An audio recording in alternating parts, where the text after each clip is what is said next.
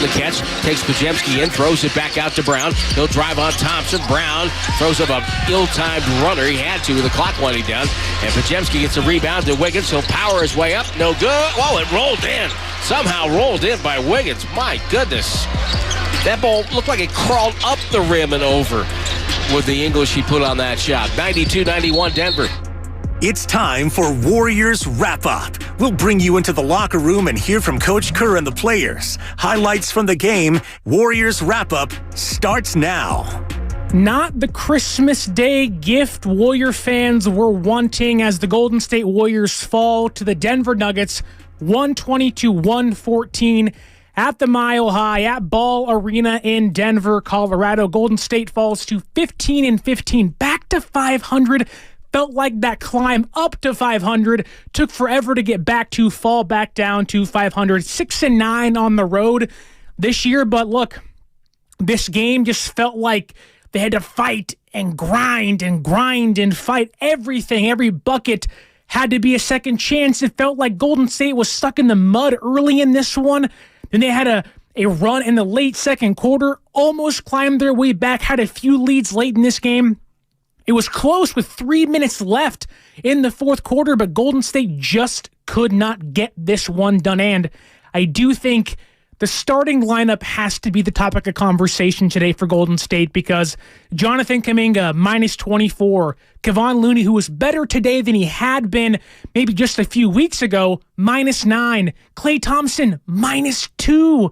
Pajemski, positive, plus 1. But then Stephen Curry.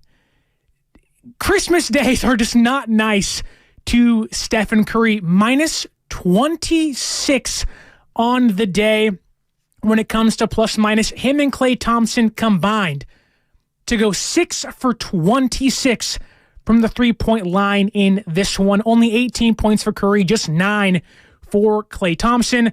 Curry 7 for 21 from the field. Klay 3 of 12, combining for 66 minutes of basically almost non-productive basketball. And look, it happens. You can't be great for 5 games and then just be bad for one. And everyone say, oh, that's who they are. No, it's not true. Stephen Curry is one of the greatest point guards of all time. He's due for a clunker every once in a while, but it just felt like that Christmas wasn't going to be that miracle on 34th Street for the Golden State Warriors. And where the starting lineup struggled, the bench was phenomenal once again. Dario Saric, 14 points, plus 11. Andrew Wiggins, my friend, no longer sick, no longer has an illness, plus 18. Chris Paul, plus 13 points. And even Trace Jackson Davis had 8 points on the day. But Andrew Wiggins, he was great. Listen to this highlight again. Posting up Jamal Murray, crushing him in the post all day long. Wiggins with the ball on the right side. Warriors standing around on offense. Wiggins will dribble it on Murray. Muscled his way up and shot it up and in. Wiggins, the power move over Murray. If Denver continues to guard him with Murray, then I would think you're going to see more and more post-ups for Andrew Wiggins. That was exactly what you wanted to see from Andrew Wiggins all day long, and that's what it was. Andrew Wiggins led the Golden State Warriors in scoring, led the bench in scoring. He was great all day back off the illness, and to have that presence, to have that physical nature coming off your bench in a game where you know the Nuggets are bigger than you, in a game where you know they have Jokic, the reigning 2-time MVP, in a game where you know you need some size, Andrew Wiggins provided some of that. But in this game out of all the games this year felt like the first game where Draymond Green not playing hurt the Golden State Warriors. Again, they were 5-2 coming into this one, 6-1 coming into this one in their last 7 games with the starting lineup of Curry, Pajemski, Thompson, Kuminga, and Looney. Curry in his last 5, almost 27 points a game. Klay, almost 20 points a game himself, 28 in his last game against Portland. But in this one, when you know you're playing Jokic, when you know they're going to have size, know that they are going to feed the Serbian nightmare, as I call him, all day long, in which they did. And Jokic himself really wasn't great in this one. I know plus 21, 26 points, but Jokic in this one really was struggling from the field. He was 4 of 12, 0 from 2 from 3. He lived at the free throw line, though. He lived at getting free buckets off of fouls. He lived when it came to forcing players like Trace Jackson-Davis, Kevon Looney, Dario Saric to guard him. And look, the refs were a large conversation in this one. Many Warrior fans not happy. My mother texted me, look at these fouls. Look at these fouls. And in fact, yes, look at these fouls. Jokic, 18 of 18, and Steve Kerr talked about the fouls after the game. He was, dare I say, very angry after this one. I have a problem with the way we're legislating defense out of the game. That's what we're doing in the NBA. The way we're teaching the officials, we're just enabling players to BS their way to the foul line. If I were a fan, I wouldn't have wanted to watch the second half of that game. It was disgusting. It was just baiting refs into the calls, but the refs have to make those calls because that's how they're taught. So I have a real problem with the way we've legislated defense out of the game in this league. And the players are really smart in this league. And for over the last decade or so, they've gotten smarter and smarter, and they're just we have enabled the players, and they are taking full advantage, and it's a parade to the free throw line, and it's disgusting to watch. Thanks. As Tim Roy likes to say, I love a parade. Well, in this one, you don't love the parade to the free throw line. As a feistier Steve Kerr has to say, a short post-game press conference on this Christmas Day. And look, if you're Warrior fans, you're sitting there saying, hey, we lost by 6 points on Christmas Day, and 18 of those points came from a Nikola Jokic free throw line shot. Free throws. At some point, and I'm not going to complain about the foul calling, but at some point, if you're a Warrior fan, you're sitting there like, we had this one. Come on, refs, come on. And it wasn't a Scott Foster day because the bench was great for the Warriors and Chris Paul didn't get ejected. But I do wonder if you just had someone like a Draymond Green. I'm not talking size.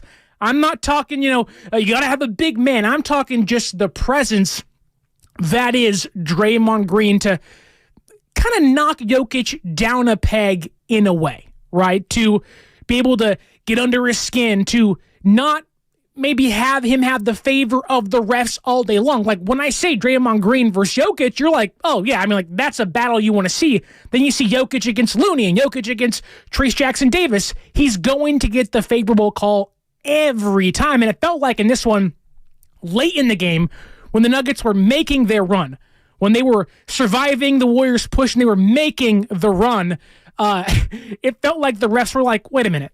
Like, hold on, Jokic, Nuggets, Christmas Day in Denver. We're going to call some ticky-tack things late, but even then, if Steph Curry plays better, if just a couple threes go in, if literally 2 more threes of the 26 they made, if Klay Thompson or Stephen Curry make 8 threes of the 26 they took, this game is tied and we're in OT, and I'm not even talking right now. This was a game that the Warriors had for a small portion of time.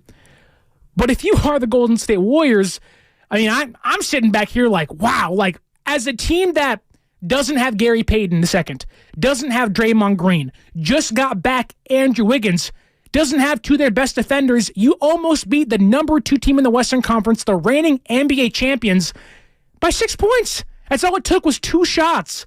Really, if you want to look at it, maybe it's a 2-possession game, but you're that close to beating one of the best teams in the NBA because your bench is playing out of its mind. If Steph doesn't have an off day, you win this one. And I want to focus on, in this game exactly, the bench. Because Dario Saric, 14 points, 5 rebounds, 2 assists. Andrew Wiggins, plus 18, 22 points, 2 assists, 3 rebounds. But Brandon Podziemski, who did start in this one, mind you, Brandon Podziemski, is he everyone's favorite player now? He certainly is mine.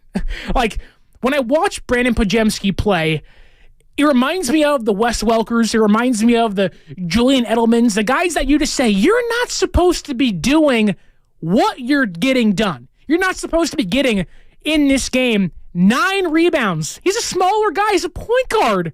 9 rebounds, 6 assists, and I don't think enough can be said in regards to Podziemski's 5 steals. It felt like every possession felt like, whether it was a missed shot by Curry or Clay, it felt as if Podziemski always had a presence when he was on the court on offense or defense.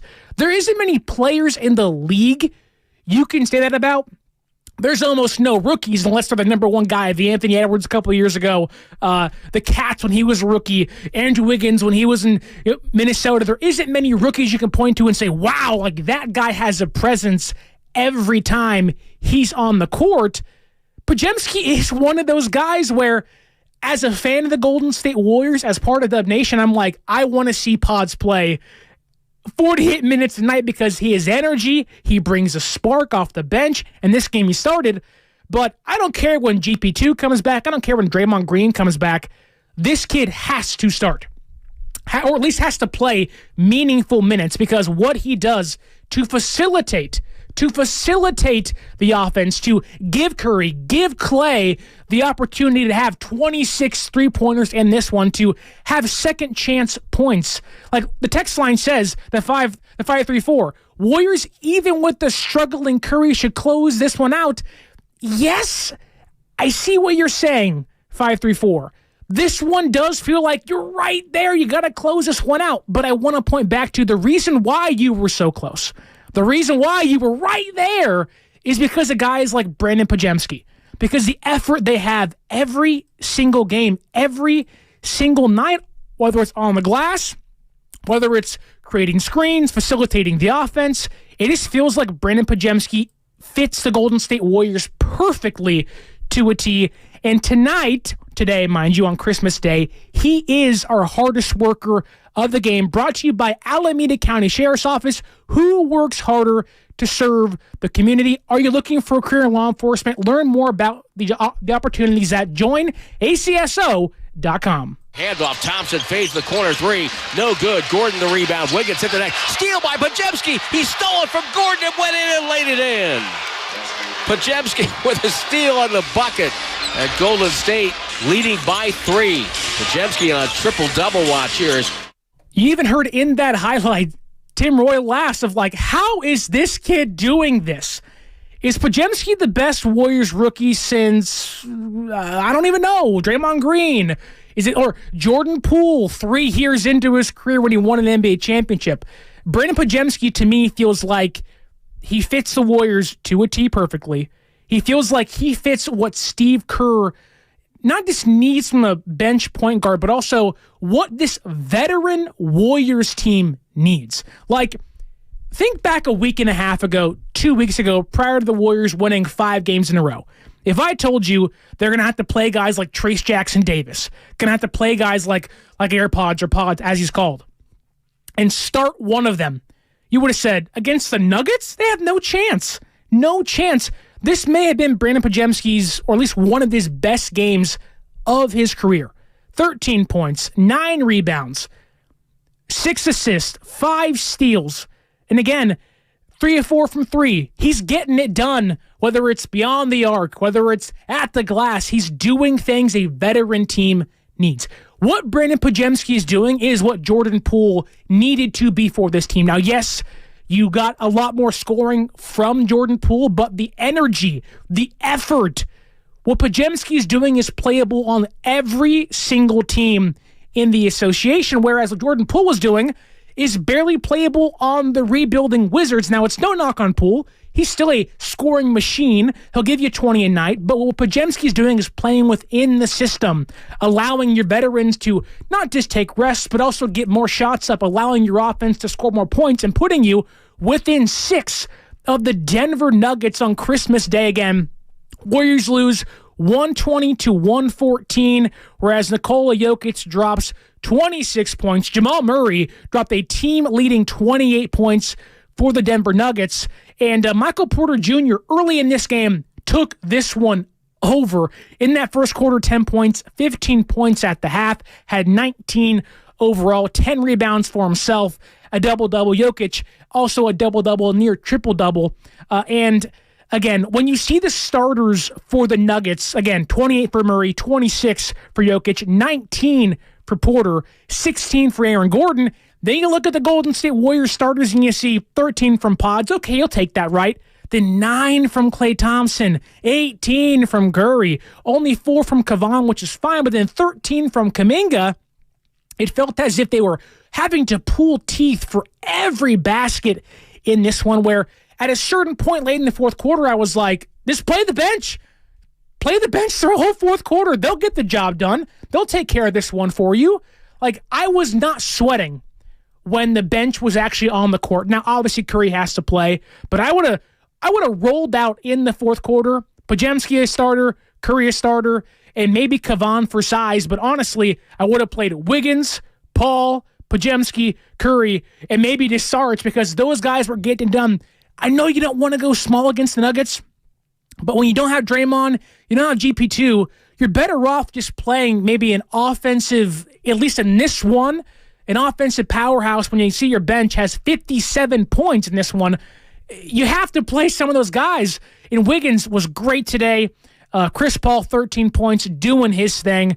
Only 3 assists, which kind of shocked me, but it felt like when you hit 3 points, or when Chris Paul hits 3 3-pointers, he ain't going to give you that every single night. You got to get the games like this. You have to win the ones like this, and the Golden State Warriors just could not get it done. Back to the text line, even in a loss, the defending champs needed Jokic, needed Murray to play their A-plus game. That's from the 267, and you're right. The Golden State Warriors bench played so well in this one. The Nuggets needed their aces, their number one guys, their MVPs, right, to play almost, I don't want to say a perfect game, but an A-plus game to escape losing essentially to the Warriors bench. If that doesn't tell you that, I won't say the Warriors are, a number 4 seed or a 3 seed, but it tells you that the bench is playing so well. They can basically keep you in a game against anybody, or at least during this stretch, they can keep you in a game against almost anybody. The 470 says Curry and Klay were both non-existent and still had multiple chances to steal this one on the road. Correct. You only lose by 6. You hit 2 you hit 2 more of the 26 threes you take. This game's tied. Like I do want Warrior fans, to grasp this. You're this close. Not to contending for a championship, but you're inches away from at least being able to beat some of the top seeds in the Western Conference. Like, you came in 1 game behind the Lakers for the number 9 seed, and they're currently losing. And I get it's all about matchups and whatnot. If there's a team you shouldn't match up against well, it's the Denver Nuggets. And Golden State, at least their bench, held their own. And I'm going to go on a limb here and say that the next time these teams play, Curry's not gonna only have 18 points. Klay's not just gonna have 9 points, and they're gonna miss a total of, or they're going to miss. They're gonna go 6 for 26, 6 for 23 from 3 points. It's not gonna happen. You give Curry that much space, which he had a lot of times today. The Warriors missed a lot of open shots in this one. It felt like that, again, if one basket rolls over the rim, rolls over the basket, just really, it gets in there, this game's tied. You might win this one. If Jokic doesn't hit 18 free throws, you win this one. It felt like you had the best team in the Western Conference at the balances, on the fence, teetering in this one. And I do think Warrior fans should be proud of how the team fought, proud of how their youngsters are playing, because when Draymond Green does come back, when Gary Payton hopefully comes back either this week or next week, you are going to have a feistier, more ready club that can actually make a run to the playoffs, maybe the play-in, maybe even deep in the playoffs if they can get into the tournament. I think they will, because the way they're playing right now, if you had to say, give me Wiggins off the bench, you can give me 20 a night. Give me Chris Paul dropping 13 points against the Nuggets. Give me Sarge that can get you 10 plus a night. Then you add in Draymond. Maybe off the bench because Pods is playing so well. Because Kuminga, before tonight, was playing so well. Like, they're forcing the hand of Steve Kerr. They're forcing the hand of Steve Kerr. And I think if you're a Warrior fan, it became you have to survive. Like, can you survive without Draymond? It's no longer that conversation. It's no longer a conversation of, oh my goodness, can I just go 500? Yes, they're 15-15. But the way they've played at least gives me promise to say, man, like these guys can actually get this thing done without Draymond Green. They might be able to turn this thing around or at least fight for a playoff spot, maybe win a series without Draymond Green. And I think for this one, for our Extending the Three-Point Line brought to you by West Coast Men's Health, successfully treating men for ED and chronic pain, visit westcoastmenshealth.com. How about I give it to good old CP3? Paul will look ahead. Waiting. Drag screen taken by Sharich. Paul left alone. Takes a three. Top of the key. And Chris Paul knocks it down. He's in double figures with 11. And Golden State back in business, down by 3. Golden State was back in business. Unfortunately, could not pull it off. Golden State drops 120-114 in this one against the Denver Nuggets on Christmas Day. My name is Sterling Bennett. I want to let you know, have a wonderful Christmas. Hopefully Santa Claus came, you opened up presents, you got your family, you got your friends around, you're watching the NBA and NFL action all day long. Niners play tonight. Larry Krueger, Low Neal, they're at the Hilton. Niners pregame starts right after this next break on 95.7 The Game. Want to thank you for watching. Thank you for listening to Warriors Wrap Up. Go Niners. Merry Christmas. Happy Hanukkah. Whatever you're doing today, hopefully you have a wonderful day watching, whether it's football, basketball. You watch the Warriors lose 120-114. Hopefully San Francisco, being the 49ers, can pull out a win for you and cheer you up on a Christmas afternoon. Again, thank you for watching. Thank you for listening. Low Neal, Larry Krueger up next live at the Hilton for Niners and Ravens pregame on Christmas Day here on 95.7 The Game. If you or someone you know is having thoughts of suicide or experiencing a mental health or substance use crisis, 988 provides 24/7 compassionate...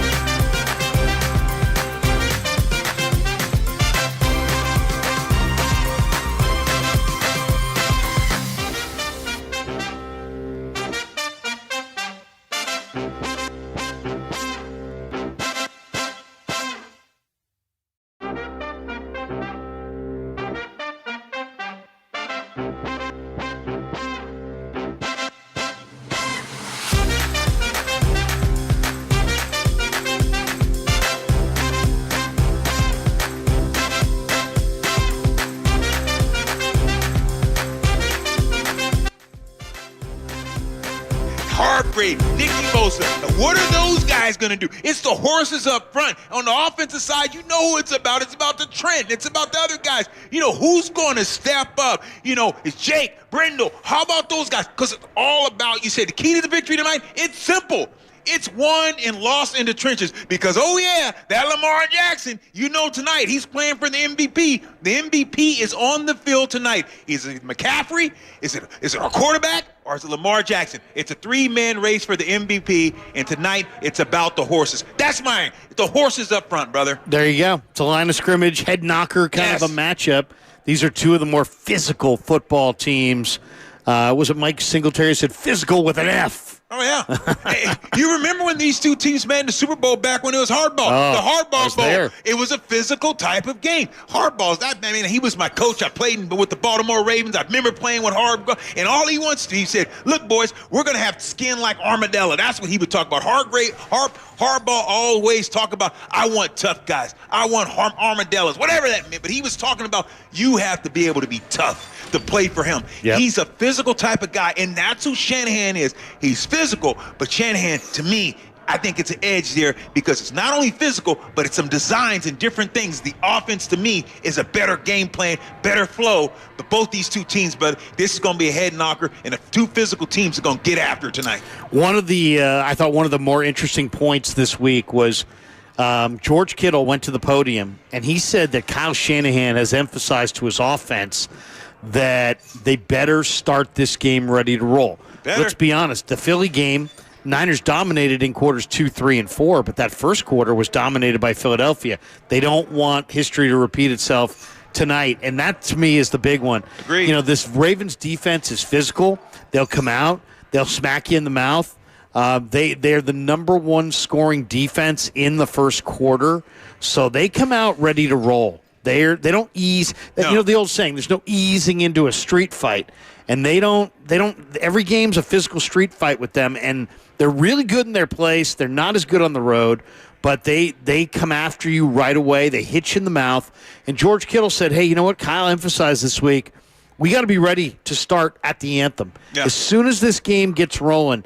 You got to be ready for physicality because the Ravens are going to bring that physicality, and some teams adjust to it, and other teams fall into a deep hole, never to climb out. So I think that one key that stands out is that first quarter, the first half of the first quarter, before with the adrenaline pumping, two teams that are both potentially Super Bowl bound, and to me, it's like, how do you adjust to the emotion of a game like this? I think it could have a huge impact. It's going to be a dogfight. And I tell you right now, this is one of those games, I love the Niners. The Niners come out and they're always physical. The Niners come out, they want Debo and you have Trent. They're going to come out, stare you down and say, okay, here we come. Guess what? That's what you want. That's what the Ravens are. The Ravens are that same type of team that the Niners are. They got some boys on that other side of the ball too. They'll hunt. Them dogs will hunt. So it's going to be, you can't back me down. I'm not going to back you down. We know we're meeting in the alley, and guess what? It ain't no surprise. You ain't jumping behind a garbage can. It's just we're walking in this alley, and we're saying, let's get it on.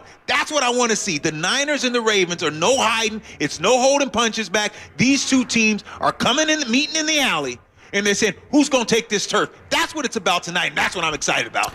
The real wrinkle in this thing is that the 49ers are coming off a game last week where they allowed 234 yards rushing. That's their most allowed in a game in more than 6 seasons, Lo. Yeah. And now here come the Ravens on the other side. They lose Keaton Mitchell, the rookie running back. God, he was playing well. Oh, he was. He was the rookie from bottom. East Carolina Pirates. Yes, sir. He was a Pirate.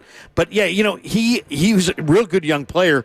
I don't see the Ravens with Gus Bradley, or I should say Gus Edwards, and the other back, Justice Hill. I don't see them as in the same category as Keaton Mitchell. Mitchell was fast.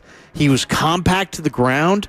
There's a saying that, they always say, hey, next man up, next man up. And it sounds good, but it's all predicated on who that man is. Yeah. You can say next man up all you want, but if the next man up is not nearly as good as the guy you lost, you're taking a step backwards. Yeah, so you're right. When I look at Baltimore, I think, okay, if they had a Keaton Mitchell healthy and Lamar, good offensive line, though Ronnie Stanley's a little. They played them twice, right, already. And you saw the first game against Arizona Cardinals. The Cardinals were able to run the ball even here in Santa Clara, the first game, even though the Niners handled that game. You go back and look. They had success running the ball.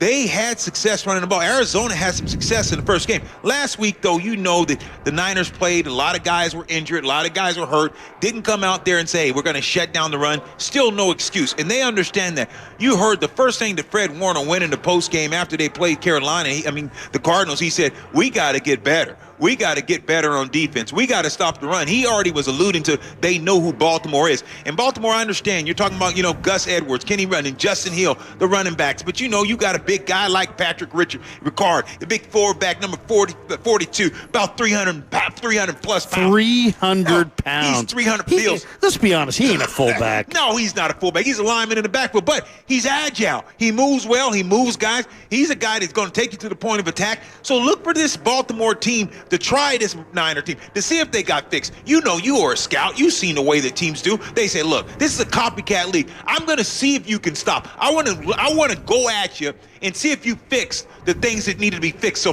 this Raven team is, I'm telling you, I know Harbs, played with Harbs, you know, as my coach. I understand Baltimore, just the era of who they are, and he's not going to change. So I'm telling you right now, they're going to test this defense. And guess what? You are not going to be able to shut Lamar Jackson down. It's impossible. Just like it's impossible to shut down, you know, McCaffrey. You can't shut him down. Yes, you can stop him every now and then, but McCaffrey's just too good of a back. He's too good of an athlete. He's too good of a talent that you can shut down for 4 quarters. So they're going to have a hard time containing Lamar Jackson because of the fact the run game, the front side becomes the back side, the boots, the keeps, all those different things they do with Lamar Jackson. What is it about Lamar? I mean, to me, the one thing that really stands out is there's zero fear. Like he's an unrattleable quarterback. He doesn't fear the rush. He doesn't fear a big hit. When he runs courageously. He'll pick and slide. He doesn't have quite the 4.3 speed that we saw at Louisville, but man, I mean, he's thrown so far low for 3,105 yards. That's 22 shy of his career high that was set back in his MVP season in 2019. He's already had 266 completions and 401 pass attempts. He's got a completion rate of 66.3. That's also his career best. And how about this? For whatever reason, the NFC teams do not stop Lamar. Lamar is 19-1 in games started against the NFC. What do you make of that? What does he have rushing this year? Because when you look at his, that's the thing. When you look at, you talked about his throwing, his ability to throw. I think, believe it or not, Lamar Jackson, his strength is his elusiveness. His strength is his running ability. His strength is not his throwing. Let me tell you, the guy's an average quarterback as far as throwing the ball, but the reason what makes him different is because his athletic ability, how many broken plays that he's had to be able to get wide open guys because of what he's done with his athletic ability to get out of harm's way. You asked the question, I'll give you the answer. He's played 14 games. He's had 135 carries for 741 yards. So he's averaging 5.5 a carry. His long run is 26. He's got 5 rushing touchdowns. He's averaging 52.9 rushing yards per game. But the number that does stand out, look at that. 5 fumbles. Yeah, you're going to get some opportunities to get the ball out of us, because he runs the ball so much. He's a running back and playing quarterback, and you're going to have some times to hit him. You're going to get some big shots on him. So Lamar Jackson's going to put the ball on the turf. It's a matter of, is he going to be far enough ahead? Keep him in that phone booth, make him beat you from the pocket, and that's where I give the Niners a huge edge, because it's about rushing in their pass lanes. What they did 3 weeks ago when they played against the Philadelphia Eagles, their ability to keep the quarterback in the pocket, their ability to rush, everyone stayed in the lane. You alluded to what it did to the quarterback, to Jalen. It made him stay in the pocket and made him throw from the pocket, and he didn't have opportunities to escape and hurt the Niners with his legs. That is going to be pivotal. That is going to be critical to success of this game tonight. Yeah, one of the things I thought was kind of interesting that I read this week, Warren Sharp, who does a great job of breaking this stuff all down, says that the Ravens are a team. Now, this should be something interesting to somebody like yourself.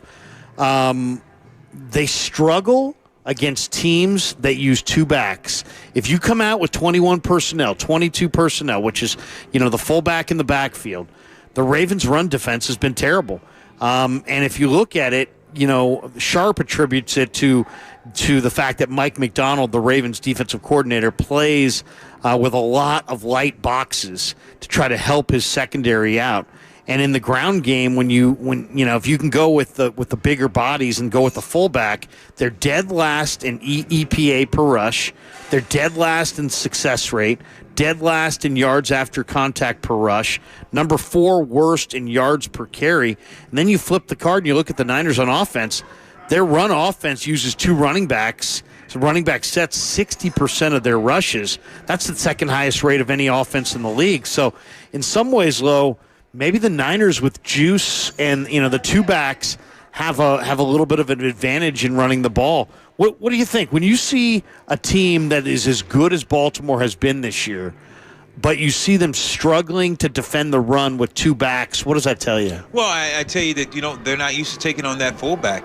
And a lot of times, and that's why I think that we've had so much success, and a lot of times when I played the fullback position, when you have guys like LT and Corey Dillon and guys they understand, and you have, Eddie George and those guys understand what you're going to do.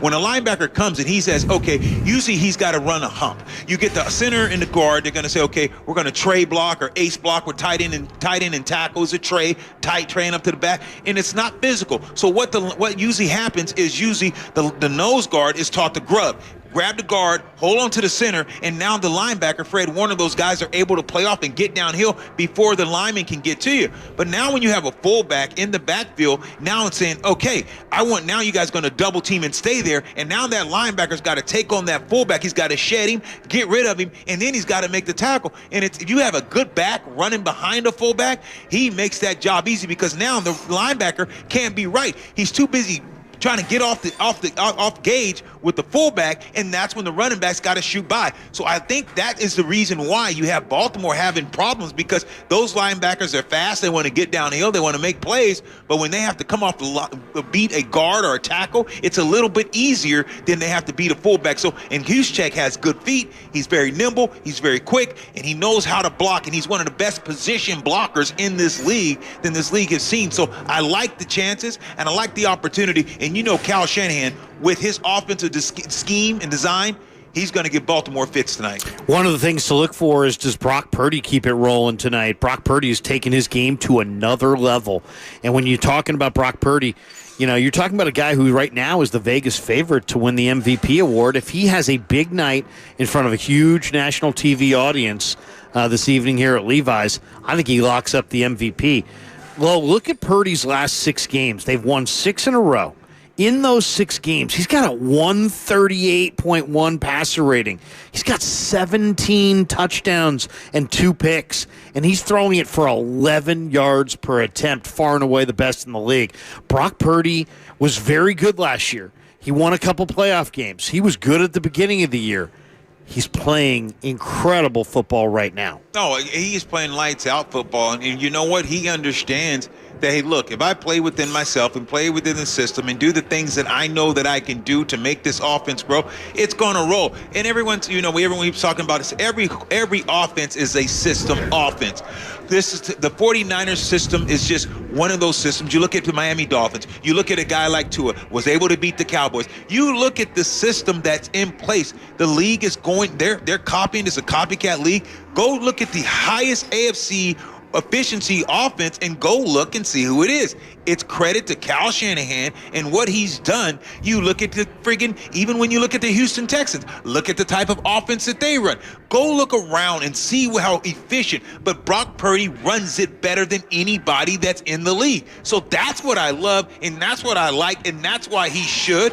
And it's going to be him or McCaffrey for the MVP. Unless Lamar Jackson has some huge night tonight and Purdy doesn't play well, but I still believe that it's going to go to not a quarterback, and if it doesn't go to a quarterback, it's got to be McCaffrey. What McCaffrey has done, you can look at his numbers, and you can look at the touchdowns, you can look at what he's done, and look what he means to this team. You can't tell me that McCaffrey shouldn't be in this conversation and shouldn't be just as highly regarded as the quarterback. Just because the quarterback touches the ball, then why don't they give it to the center every year? It's a quarterback award. If they should say, here, the MVP then is a quarterback award. So that's what they need to start doing if this is how you're going to do it, because what McCaffrey has done, and I love Purdy. I'm glad he's a starter, and I think he deserves it. I think he's the best quarterback. I think he's an unbelievable quarterback.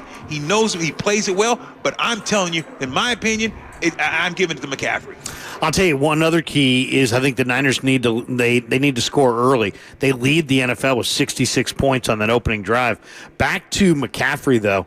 McCaffrey, what an incredible year he's having. I mean, you could claim tonight that McCaffrey goes off and he could win the MVP.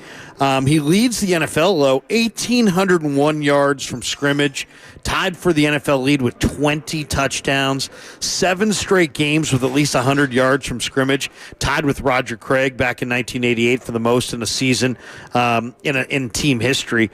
I mean, McCaffrey right now is just playing at such a high level. I mean, it's it's an amazing thing to watch him. You know, Jerry Rice scored 23 touchdowns in a season, but 20 touchdowns. You blocked for some really good running backs. What stands out to you about Christian? You know what? And here's the deal. I blocked for Eddie, and he's one of those guys that's just 5-6 yards in a cloud of dust, and if he got out, he can really still take it to the house. Just that type of back. But I'm telling you, when you think about LaDainian Tomlinson, the way that he could catch the ball, you could put a safety on him, the safety had no chance. You could put a linebacker on him, and he really had no chance. Go watch some highlights of LaDainian Tomlinson running the angle routes, doing the things that he did. McCaffrey is one of those guys that I'm like, oh my goodness.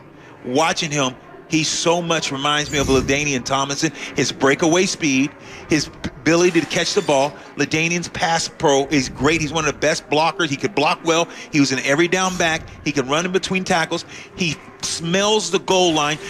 Come on, you were around when LT. The goal line, he had a niche. He could go over the top. The guy could jump 5-6 feet in the air. He would go over the top for a touchdown. McCaffrey has so many of his similarities. Not saying that he's better than LaDainian Tomlinson, but I'm telling you. So you say what makes him different and what makes him unique is those same qualities that made LT unique. LT was a one-of-a-kind guy, but man, Christian McCaffrey this year has just been absolutely fantastic. Unbelievable. So we've talked a little bit about Lamar. We've talked a little bit about Purdy. We've talked a little bit about CMC. Any of those three guys go off tonight, and they could be the NFL's MVP. But guess who's the hottest man in football coming into this game? It's Deebo Samuel. Deebo Samuel. I didn't tell you my Deebo story from earlier this week. You're going to give me some statistics, the warp, beyond replacement. Let's get some. Give me some. Throw it at me, Larry. I'm in the locker room this week, and I'm getting ready to walk out. And Ayuk, you know, they got a bucket in there. They're shooting baskets, and Ayuk badly misses, and the ball bounces over to Deebo. And so I pick it up to rebound for Ayuk. I'm about to throw it back to Ayuk, and Deebo's like, "Hey, man, if you hit that 18-foot shot right there, I'll do an interview with you. You can ask me anything you want." And I said, "Oh, Deebo." So I started showing off, and I'm like, "Man, I played high school ball, Deebo. I don't know if I would take that chance." Playing around, I'm going around the back. And so then I take the shot. Low. Who swatted it? I hit nothing. Nothing. They fell out, didn't they? I hit a practice squad guy changing. Did everyone laugh? Everybody laughed. Everybody's like, "Get out of here, Kruger. Get out of here." That's great. I didn't hit the rim. Didn't hit the backboard. I hit probably Manning, as he's changing. But Deebo's playing at a really, really high level. He scored 7 touchdowns in the past 3 games, 5 receiving, 2 rushing. And he's the first Niners player with 3 straight multi-touchdown games since T.O. back in 2000. We all remember how T.O. cooked back then. The most recent player to do it in 4 games in a row, league-wide, is Joe Mixon, who did it back in 2021.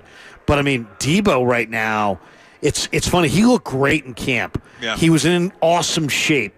Then, McCaffrey got off to a hot start. And, the Niners have all these weapons. And then they've started to feed Ayuk in the middle of the year. But Deebo is still in probably the best shape of his career. Yeah. And he can smell the finish line. He's just one of those guys. I mean, you see as they come out of the locker room low, him and Trent Williams kind of lead them out. Yeah. I always feel like there's good players, there's great players, and then there's game day tone setters. Yeah. And sometimes great players are not always the tone setter. Right. But Deebo, the highest compliment I could possibly pay him is that he is, at his core, a tone setter, and he kind of demands that you play at a certain level of intensity. He plays it to that level and kind of says, "Come along." The year that the Rams won that Super Bowl, I think if you could go back in time, Kyle Shanahan would have gave that 4th and 1. He would have gave the ball to Deebo. Yeah. I mean, Deebo carried that team. I don't know if Deebo could put another year like that. What he did as a runner and as a pass catcher, and he's hot right now. He's hot. Yeah. I agree. He's playing great ball. Great ball. But what he did that year, I'm just surprised no one talked to him, because he was everything. He was the receiver, the running back, you name it. And so, he's playing at a high level. And like you said, he came in great shape, and he has taken over this last couple of weeks. It has been the Deebo Samuel show. The guy knows how to get it done. He smells the end zone. He runs with power. He runs with authority, and Shanahan's doing a great job of riding him. That's what he's saying. He's saying, look, I know who's my hot hand. It's Ayuk, it's Debo, it's Kittle. I think they're doing a great job right now of getting the hot guys, and that's the Niners team. Shanahan's doing a great job of giving them the ball, and that's why I can't wait to watch this game tonight, because these are two hot teams that have some pretty hot players. No doubt about it. We're down here at the Santa Clara Hilton, the Kickoff Show. It's presented by Habas Law. You've been wronged. Habas Law will fight to make it right. Call 1-800-INJURED or visit habaslaw.com. All right, we've given you a little bit of the overview. Next segment, we'll run down some of the scores from around Week 16. How about the Chiefs? Not looking like a Super Bowl contender, losing to the Raiders. We'll touch on that. And then we'll get into a little deeper on the Niner offense and the Raven defense. Ravens have a unique player on defense that is making plays all over the field. We'll talk about who that is and a little bit more on the matchup from the Niner offensive perspective as we continue towards kickoff. Larry Krueger, Low Neal here at the Santa Clara Hilton on 95.7 The Game. The following is an attorney advertisement. If you get sidelined by a workplace injury, the workers' compensation attorneys at Boxer & Gerson can help get you back in the game. Our team of skilled attorneys will fight by your side for the treatment and compensation you deserve. We care about justice for injured workers. That's what makes us Northern California's premier workers' comp law firm. Call Boxer & Gerson at 510-345-2341 or visit boxerlaw.com for a free consultation. Boxer & Gerson, your life is worth the fight. Reimagine this holiday season with more capability and more adventure in Kia's Ever-Ready lineup. This winter, gift yourself what you really want during Kia's Season of Giving Back sales event. Kia is offering great deals on the capable Sorrento and the spacious Sportage, and deals on even more vehicles like the all-electric EV6 and the fun-to-drive Forte. So visit your local Kia dealer and explore all your newfound possibilities by enjoying Kia's Season of Giving Back. Kia, movement that inspires. Call 800-3334-KIA for details. Always drive safely. Event ends 1/2/24. My little brother's friends have been camped out at our place for 2 days straight. 3. It's because of the Xfinity 10G network. Internet that can handle a house full of screens at once, with basically no interruptions. And it's only getting faster. When I was their age, internet like this was a pipe dream. You sound like my grandpa. Please go home. The next generation 10G network only from Xfinity. The future starts now. Now through March 21st, new customers can get 1.2 gigabit internet on the Xfinity 10G network for just $25 a month for 2 years with no annual contract and Wi-Fi equipment included when you add Xfinity Mobile with unlimited data at regular rates. Go to xfinity.com/10G, call 1-800-XFINITY, or visit a store today. Requires paperless plan and autopay with stored bank account. Restrictions apply. Taxes and fees extra. Xfinity Mobile requires Xfinity Internet. After promo, regular rates apply to internet service and Wi-Fi equipment. Actual speeds vary. Now it's time for the closer of the week. Presented by LiftMaster and R&S Doors. Turn your garage into the envy of the neighborhood. Visit rnsdoors.com. This week's closer comes from Janice from San Mateo. Aaron provided great service. We didn't have to buy a new garage door with the repair that he did. Thank you, R&S, for doing such a great job. Recently, my garage door opener was not working. I was in need of a closer. I was put in touch with R&S Doors, and they hooked me up with a brand new garage door opener from LiftMaster. With LiftMaster's MyQ connectivity, my garage door opener can be controlled right from my smartphone. You'll know when a door or gate has been left open and can close it with a tap, no matter where I am. Be one of the first 10 callers and receive 20% off a LiftMaster garage door opener. Call 1-800-FIX-A-DOOR. That's 800-FIX-A-DOOR. Or visit rsdoors.com. R&S Doors. Look for the red truck. Brought to you by Stevens Creek Subaru. Custom order your next Subaru at StevensCreekSubaru.com. It's the most wonderful time of the year. Can the red and gold finally break through and win the Super Bowl? Do the Warriors have one last run in them? Nobody keeps you locked in on Bay Area sports better than 95.7 The Game. Download the free Odyssey app so you're never locked out. Every single show and every single Warriors game, all free and available at your fingertips whenever you want them on the Odyssey app. That's AUDACY. Download it right now. If you love to travel, Capital One has a rewards credit card that's perfect for you. With Venture X, earn unlimited double miles on everything you buy and turn everyday purchases into extraordinary trips. Plus, receive premium travel benefits like access to over 1,300 airport lounges where you just check in and chill out. Open up a world of possibilities with Capital One. What's in your wallet? Terms apply. Lounge access is subject to change. See CapitalOne.com for details.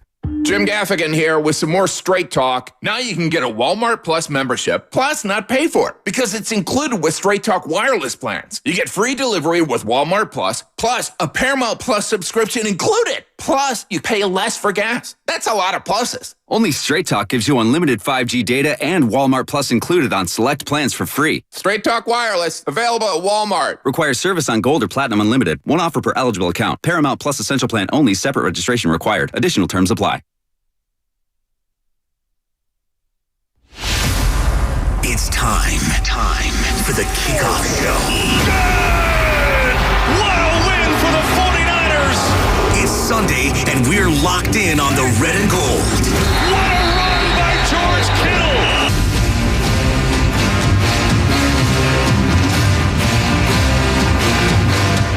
And welcome back to the Kickoff Show. Larry Krueger and Lo Neal getting you ready for 49er football on 95.7 The Game.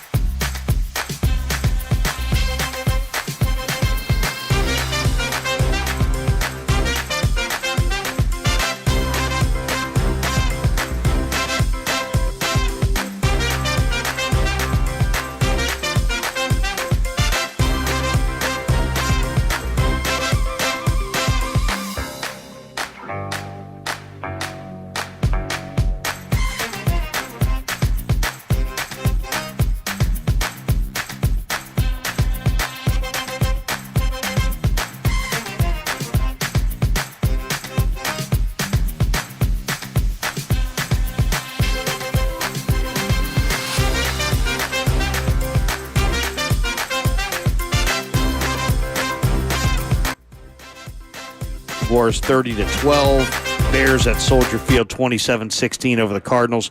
Dolphins and Cowboys, a pretty good ball game last night on Christmas Eve. 22-20. Dolphins get the win. Patriots beat the Broncos 26-23. So that led into today. 3 games today. And the Raiders, how about the Raiders beating the Kansas City Chiefs, Lo? Give them a quarterback. 20-14. Right. The Chiefs just don't look good at all. What do you make of that? No, I mean, I've been telling you that. I didn't think that they were going to win maybe even a division when you think about what the Chiefs have been able to do. Their offense, it sputters. Their receivers, they can't catch a cold. You look at the inconsistency on offense. I think their defense has been the strong point this year. I just don't think the Kansas City Chiefs have enough. You look at Miami. I don't know what Tua's going to do. Can he be consistent? Is he going to get them over the hump? That's why I keep saying, and I'm going to go out again, and I just think that there's a team that if they're getting the playoffs, I think that everyone in the AFC is going to be afraid of them, and that's, Buffalo. I mean, Buffalo, I know they barely beat the Chargers, but you see, when you get rid of a coach, look at the Raiders, you get rid of your head coach, and if the guys buy in, look how they're playing for their head coach. Look at the Chargers, even though they got beat by, 50. And the next week, look how they go toe-to-toe with the Bills. Because when you make these changes and guys commit and they like their coach, it's amazing what the Raiders been able to do. So I still think that right now the AFC's open, and right now you'd have to put the Bills. You'd say the Bills, the Ravens, and Miami. One of those 3 teams, in my opinion, is coming out of the AFC. The Kansas City was so sloppy in this game. 2 turnovers. Defense scored twice. Oh, I know. Bilal Nichols, the big defensive lineman, had an 8-yard fumble return. And that was one of their touchdowns. Then Jack Jones, the former Patriot, had a 33-yard pick six. And So 2 touchdowns. I mean, the Raiders only got two touchdowns of the game. Both came on defense. Yeah. And it's like, if you look at the stat line from that game, I mean, it's really hard to believe that the Raiders went into Kansas City and beat Kansas City. The passing yards, the Raiders threw for 48 yards. The Chiefs threw for 223, and the Raiders won the game. Yeah, and that's what I'm saying. The Raiders are a quarterback away. When you think about the way that they're playing defense, if you look at their defense aspect of it and how they can run the ball, I think that team right now, if they get this quarterback thing situated, I'm not saying they're a Super Bowl team, but you're going to see this Raider team start to compete at a high level. But yeah, Kansas City, there's something off. They can't, like I said, offensively, they just can't get in the end zone. They're not consistent. Their defense has been their strong point. Defense didn't give up. The defense only gave up 7 points. Yeah. And the offense gave up 14. Well, the weapons are just not the weapons of old. I mean, Rashee Rice, Richie James, those were their 2 leading receivers today. Clyde Edwards-Helaire, Travis Kelce, Justin Watson. I mean, this team had Tyreek Hill, who was just on top of his game, and they just don't look the same right now. And Mahomes' numbers, you look at those numbers, he threw 44 times. That's the thing. They threw 45 times and only ran it 25 times, but he got sacked 4 times. He was under pressure. Oh, yeah. And they just got outworked by the Raiders. So the Chiefs fall to the Raiders 20-14. The Eagles are taking on the Giants right now. The Giants are fighting with them right now. I mean, they've been able to, hold them to 20, and they're battling. They got a shot. It's 20-10 Eagles, with 8 minutes and 22 seconds left in the third quarter, so we'll keep you updated on that. All right, let's talk a little deeper dive on the Niner offense against this Baltimore defense. Baltimore's defense, if you look at them on paper, though, Michael Pierce is 360 pounds inside. Matabuke, who's having a phenomenal year, the former A&M defensive lineman. Yeah. He's 310, and he's really, really, physical, and he's a great pass rusher. Travis Jones, the former UConn Husky, goes about 330. So they got huge heft in the middle. Then they got Clowney and Van Noy coming off the edges. And they also have got Owe, who's got a lot of speed. They got Patrick Queen and Roquan Smith inside. You look at that and you say, man, this should be a really tough team to run on, and at times they are. Brandon Stevens, out of nowhere, has been their best corner. Geno Stone, the former Iowa kid, makes some interceptions. But the guy that we got to talk about is the former Notre Dame safety / linebacker / corner, Kyle Hamilton. Yeah. He was a first-round pick in that 2017 draft, or in not 2017, 2022 draft. And, man, Kyle Hamilton has just been awesome. He's just tremendous, Lo. I mean, he's everywhere. Guy makes play. They use him as a nickelback. They use him at safety. They use him at linebacker. I mean, he's 6'4", about 220 pounds, but he can play coverage like a great coverage player. Yeah. He can support the run like an extra linebacker in the box. Right. I mean, he really gives McDonald a lot he can do on that defense. That's a very unique player. He really is. And you watch him bat down some balls, watch him play. Safety, can flip his hips and recover well. I saw him play, and he did really good job trying to watch him play.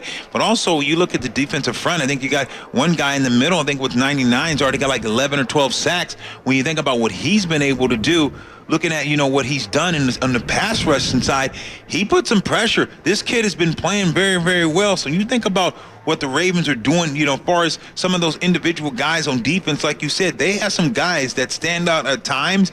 And then why I think that you see guys at times struggle is because sometimes the size, and you can double team these guys and you make them run laterally, sideline to sideline. Clowney's still a guy that, wants to try to, he's in the twilight of his career. Used to be a guy that, was drafted really, really high, knee injury, and never got what he wants. So he's a guy that's still seeking to try to show people that he's, that he was worth it. So he is still a good player. I just don't think he's great. I was watching the last couple of days Ravens-Jaguars from last week, and the Jaguars' offense exposed some holes in that Ravens secondary. It's not a great secondary. Jacksonville had 6 trips that were inside the Baltimore 40-yard line, and they didn't score a single point on those trips. They had an end-of-the-half botch where Trevor Lawrence ran a play instead of downing the ball, and they lost 3 points there. They had a touchdown that was overturned. They had 2 missed field goals, and they had a red zone fumble. So, on paper, that looked like a blowout last week, but really low. If you watch that game, Jacksonville had chances. They just didn't capitalize. Yeah, they did. Jacksonville's been another one of those teams, man. They just drop in a couple games. They look bad at times. Sometimes they look like they're going to play well. But if you watch the way Jacksonville, they just been so inconsistent. But they had a chance with the Ravens. They were right there with them. Also, you look at the Rams with the Rams and the Ravens several weeks ago. Really had a chance to win that game. The Rams are playing they're one of the hotter teams in the NFC. They're really starting to get their groove back and start to play good football. The Ravens is a team, man, that just, to me, when you watch the Ravens, they'll show you signs, and at times the offense can go 3 and out, and then all of a sudden they'll get hot. So they're a team, that's why I think Harbaugh's preaching, guys, we got to come out right at the anthem and jump on these guys and play hard, because if you let the Ravens kind of stick around and start letting them get some success, that's when they become dangerous. But the Ravens' offense, to me, is sometimes inconsistent, and it can be sporadic. Now, let's talk about John Harbaugh for a second. I was looking at some numbers on John Harbaugh as an underdog. John Harbaugh, throughout his career, as an underdog, 54, 34, and 3 against the spread. Second best of any coach in the NFL in the last 20 years. Only Mike Tomlin's better. You mentioned that you're familiar with John Harbaugh and you played for him. What is it about John Harbaugh? He was a special teams coach, but and he's got a Super Bowl win over the Niners, as Niner fans know all too well. But what separates him? Because his teams seem like they achieve to their talent level. Yeah. They don't necessarily overachieve, but they don't underachieve either. Whatever talent Eric DeCosta or prior to him, Ozzie Newsome provides, it seems like Harbaugh gets the most out of him year after year. He does, because he wants consistent product. He's going to make sure that you understand that it's his way. He's not going to do it in a malice way, but he's going to earn your respect, but he's going to demand respect. He's not going to settle for mediocrity. He's going to make sure that you play, and he's going to make sure that you do your job. He's not going to play necessarily favoritism. He's going to give guys opportunity to make plays. He's going to pull guys off the field at times to put in another guy who he thinks is going to fit that need better. He's a special teams guy. Special teams guys are grinders, guys that are hard workers, and that's what Harbaugh does. He's going to make sure guys are working. He is not going to let guys meander around. That's just not who he is. He's organized. He's structured. I remember Ray Lewis had 2 lockers, right? Harbaugh comes there and he says, hey, Ed Reed and Ray Lewis had 2 lockers because, sometimes you got a big locker room and there's some empty locker space. They had 2 lockers. Harbaugh went in, got rid of that. No 2 lockers. Want 1. I want to show that everyone's the same. Everyone's equal. And just that little thing right there. And guess what? Ray bought in. Ed Reed bought in. The guys that had the 2, they bought in, because that's what the head coach wanted to do. And when you have guys that buy in, they could have fought it and probably got in their way. But they knew it was bigger than them. And that's what you got to admire about the Rays and Ed Reeds. And so those guys bought in, but they knew that's what he wanted. Some guys are, you don't do this with the locker? No, he demanded it. And when you have a coach like that, guess what? Those guys fell in line. So that's why I like Harbaugh, and I respect the coach that he is. He's a tremendous coach, but he's going to make sure guys are buttoned up and they're going to do their job. That's what makes him great. All right, the inactive list low is out. Here it is for the 49ers. Nick Wagner has put this out on Twitter. Nick covers the Niners for ESPN.com. Brandon Allen will be the third quarterback. Okay. Eric Armstead is not going to go today. He's got the foot, he's got a knee injury, but it's really more the plantar fasciitis in the foot. And if this were a playoff game, Eric would be playing, but it's not a playoff game, so Eric's going to sit it out. That's not a surprise, really, because he didn't go all week in practice. Juwan Jennings is not going to go. No. Concussion protocol, so he's in the protocol. Jennings, that was kind of a surprise injury coming out of Arizona. Ross Dwelly's got that high ankle sprain. He's not going to go. Same with Oren Burks. Or I should say Burks has got a knee. Yeah. Samuel Womack also inactive, and I don't believe there's an injury there. So they may have just, he just lost out on the battle for corners. And then Elijah Mitchell is inactive. He was 50-50 whether or not he was going to go. The 2 guys that we're looking at today as are they going to go or are they not going to go, one was Elijah Mitchell with the knee injury. The other was Javon Hargrave with the hamstring. And it looks like they're going to get it that Javon is going to go, but Mitchell is not going to go. What is it with Mitch? Tell me, break it down. Give the listeners a little behind the scene. What do you really think's going on? Here's a guy that's a talent. Here's a guy that can make people miss. He cuts well, cuts against the grain. He's got some good moves. Kind of remind me a little bit of Ampley. Maybe cut back and do some nice things. What is it with Mitchell that just can't seem to stay healthy? Well, it's hard to say because sometimes, as you know, it could be just a particular injury, and then all of a sudden, if you get beyond it, maybe guys can play with other injuries. I just think at the end of the day, he's a small body with a big man's game. He's best at run. He's got fourth. He's kind of an enigma because he tested really fast. Like he runs 4.33 or something like that, 4.37, something like that. Yeah. But if you watch him, that's not his game. His game's not speed. His game is pick and slide between the tackles, and he takes a lot of hits. He kind of runs upright, and he runs between the tackles, and he takes a lot of hits, and he's only 200 pounds. So I just think that's really it. I mean, as much as Shanahan loves him because he won't fumble, and he always falls forward. I mean, that's a great trait for a running back. He'll never pick the wrong hole. He knows how to read his blocks. But I think at the end of the day, that's really it, Lo. He's a 200-pound running back that runs between the tackles and runs upright. And it's a bad combination. Yeah, because you like to see him run. And, I mean, like you said, he picks the right hole. He understands the importance of making sure you get north and south. And he just, he's seen pinball off guys. You do see that. It's just interesting because it's never really like the shoulders or you think his torso. It's always like the lower extremities, the knees, and different things that's keeping him out. So when you're looking at this matchup and you're talking about different guys on the Niners and you're talking about, you both agree that this is one of those games that's in the trenches. Who in your mind wins the run game in night and why? As far as when the Niners are running it or when the Ravens are running it? Both. Go both sides. Kind of give me, because I know I talked a little about what I like and what the Ravens do. We talked about the Niners. Kind of give me what you see when you see the Ravens run the ball. Okay, let's start with the Ravens running the ball. I don't think they got a back here. Gus Edwards is 240 pounds. Justice Hill is just a guy. Yeah. I don't see special there. Melvin Gordon is not near the player he was coming out of Wisconsin. And then you've got Ricard, who's a 300-pound offensive lineman as a fullback. So to me, Lamar is going to have to be a huge portion of the Ravens' run game, or it's not going to happen.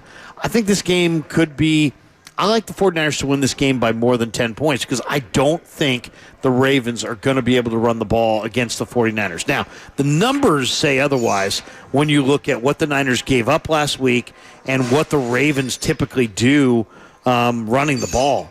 I mean, the Ravens have rushed for at least 100 yards low in 30 straight games. No other team has an active streak longer than 7. Can the Niners hold them under 100 in your opinion? I just think that they don't, once again, that next man up. It sounds good, but it really is all predicated on who that next man really is. And I just think that, just knowing the personnel as I do, I just don't believe that Justice Hill or Edwards has the kind of ability to run the ball. So I think the run game for the Ravens is going to come down to Lamar. Linderbaum, the center, is a tremendous player. But with Hargrave playing and the Niners coming off of a struggle run game, Zeitler's a really tough guy, run blocker at right guard. Morgan Moses is a much better run blocker than a pass blocker. So if they run, I think they'll run to the right side. I talked to a couple different people this week that said that Ronnie Stanley is just a shadow of what he was, in his career because he's just so dinged up. So if you said to me, even though the Niners got gashed last week in the run game, in this game, unless Lamar runs, I don't think the Ravens can run. And I understand that. So what do you say to me when I'm like, okay, look, when you got the guys like we're talking about Gus Edwards and and Hill, and they're not necessarily game-changing backs, but when you watch Lamar when he's riding them into the line, what is the defenders doing? Okay, if I know that Lamar, ride him in, and all of a sudden, now that D-line, he's holding, and all of a sudden, now I give, and he's looking at you. So do you think Lamar makes it? Because like you said, I don't think these backs are great. I'm with you. But how much better does Lamar make them? Because the linemen have to stop their feet. You're still watching Lamar ride them into the line.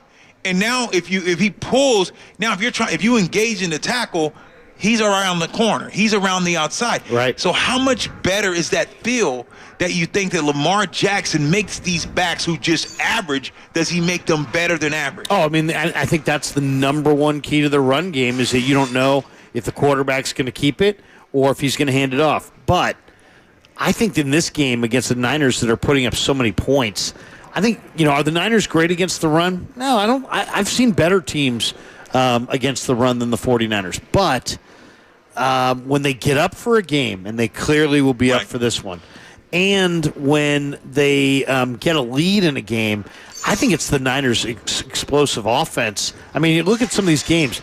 Did they really stop Najee Harris in week 1? Or no, they just got up big in that game. Did they really stop James Conner in week 4? No. He went for 4.7 a carry, but the Niners were up 21-3 at half or whatever it was. So I just think the Niners' offense can help their run defense just because I think, once they get up by a certain number of points.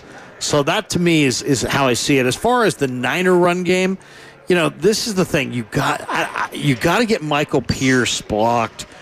He's so big inside. I don't know that I would run through the A gaps on Baltimore. I don't know if I would try to run it inside because Queen, dominant run defender. Roquan Smith, very instinctive, very hard to block. I mean, he shoots off blocks. He's very quick. Matabuke's real active. Pierce and Travis Jones are huge bodies. You just can't move them out of the hole. So I think the Niners, though, might be able to run if they use some misdirection. I think this is a big Debo running game. Yeah. Because, Debo, when he gets 3 steps of momentum, he's just a really, really difficult guy to bring down. And to me, Debo's the hot hand. I think the Niners are going to run it. But I think if you said to me, how are they going to run it in this game? I think they're going to pass it early, get a lead, to set up the run late. And then when they do run, I think they're going to run on misdirection and to the edges, not up the gut. Yeah, I'm with you. How do you block Matabuke? When you think about what this guy's doing, this is a young fella, man, 11, 12 sacks, and you watch the way that he's playing. How do you block him? Do you think one-on-one, is he going to be – do you see this guy being a threat tonight, or you think they can handle him? I think you got to trick him. He's so quick out of his stance. He is. That you got to let him – you got to get lots of – I think we're going to see – I mean, we always see this with the Niners, but especially in this game, a lot of pre-snap motion, a lot of pre-snap eye candy that makes Matabuke think they're going one way, and because his first 2 steps are so fast. And I think they're going to try to lure him out of the hole and go the other way. Okay. So I think it's not about blocking him as much as it is about fooling him and making him, take himself out of position. He's such a great mover against the run. I mean, or pass. I mean, he's very, very quick. If you look at the numbers on Matabuke, this guy, he's been getting a sack every He's tied an NFL record. He's at least a half sack in 11 straight games. Yes. So he's a penetrator. He's fast. He's got a motor that revs high. He loves to beat offensive linemen with quickness, that first initial move. And to me, it's like you give him a look, and hopefully he takes a step in the wrong direction, and then you slip in behind him. I think you have to fool him because you're not going to be able to really block him. He's 310 pounds. He plays with leverage. Yeah. He flows to the ball. He's really, really good. But if you can fool him and use his speed against him a little bit, and that's why I think the misdirection. That's why I love Debo in this game, because I think you're going to see a lot of plays where the Niners give you a heavy run, let's say a run right look, and then run the toss away. I could see that. The Niners are running. Baldinger actually made the point this week. He's like, if you look at the Niner run game, they're running like 4 different runs, but they're running them like 5 different ways. Right. They're running to the outside zone. They're running the inside zone. They're running the toss. But they're making it look different. Right. Dressing, different window dressing. Yeah, but they're so good at it that it makes it really difficult to defend. So I would say Matabuke has to be, you got to try to trick him. You got to try to give him one look, make him feel like you're running right, and then when he gets out of his stance and takes 2 steps to the right, boom, you're bringing it back left. Otherwise, You could see, and I wouldn't be shocked if you see some, the Ravens get 3 or 4 tackles for loss in this game. Yeah. Because they shoot gaps. They do. Queen can run. Roquan can run. Matabuke can run. These are all guys in the middle of their defense that can run. So, I totally agree with you. And that's what I was wondering, just like I know we're talking about just the Ravens and saying, hey, look, the Niners have a huge advantage in what they're going to be able to do in the run game. But when I look at these guys up front and some of these different individuals, I'm like, wow, these guys are athletic. The Ravens have some guys that can get after, and especially when it comes to the passing, especially when you're trying to throw the ball down the field. So when you're looking at that, and I get it, and I do like what you're talking about, some misdirections, window dressing, getting the misdirecting, catching with traps, and do those different things that Kyle Shanahan understands what they're going to do. Can Lamar Jackson hurt this team throwing the ball? When you haven't talked about, Odell Beckham, used to be one of the greatest receivers. Now we know that he's a shell of himself. But can the Ravens hurt the Niners in the air? That is an awesome tease. That is an awesome tease. Let's break and let's hit that next, because that is a great one. We'll get into the Ravens on the offensive side of the ball. They've got 4 first-round draft choices at receiver, and Isaiah Likely's a really underrated tight end. Can the Niner pass defense stand up to the Ravens passing game? We'll get into it next. Larry Krueger, Lo Neal. We're here at the Santa Clara Hilton, down here across from Levi's Stadium. It's the Kickoff Show presented by Habas Law. You've been wronged. Habas Law will fight to make it right. Call 1-800-INJURED or visit habaslaw.com. Up next, we'll do a little deep dive on the Niners on the defensive side against that Ravens offense and what we can expect to see, and we'll answer Lo's question next as we get you closer to kickoff. Week 16, a gotta-have-it game. Well, it's not really a gotta-have-it, but you know what? The Niners want this one. They get 2 wins in the last 3 games. They lock up that number 1 seed in that first-round bye. We'll hit the Niners offense coming up next on 95.7 The Game. The following is an attorney advertisement. If you get sidelined by a workplace injury, the workers' compensation attorneys at Boxer & Gerson can help get you back in the game. Our team of skilled attorneys will fight by your side for the treatment and compensation you deserve. We care about justice for injured workers. That's what makes us Northern California's premier workers' comp law firm.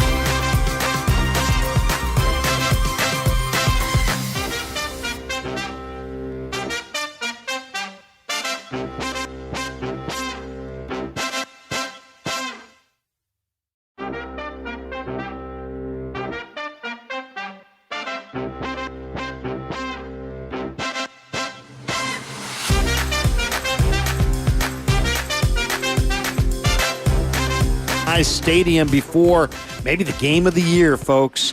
The 11-3 Ravens against the 11-3 Niners in the kickoff show presented by Habas Law. You've been wronged. Habas Law will fight to make it right.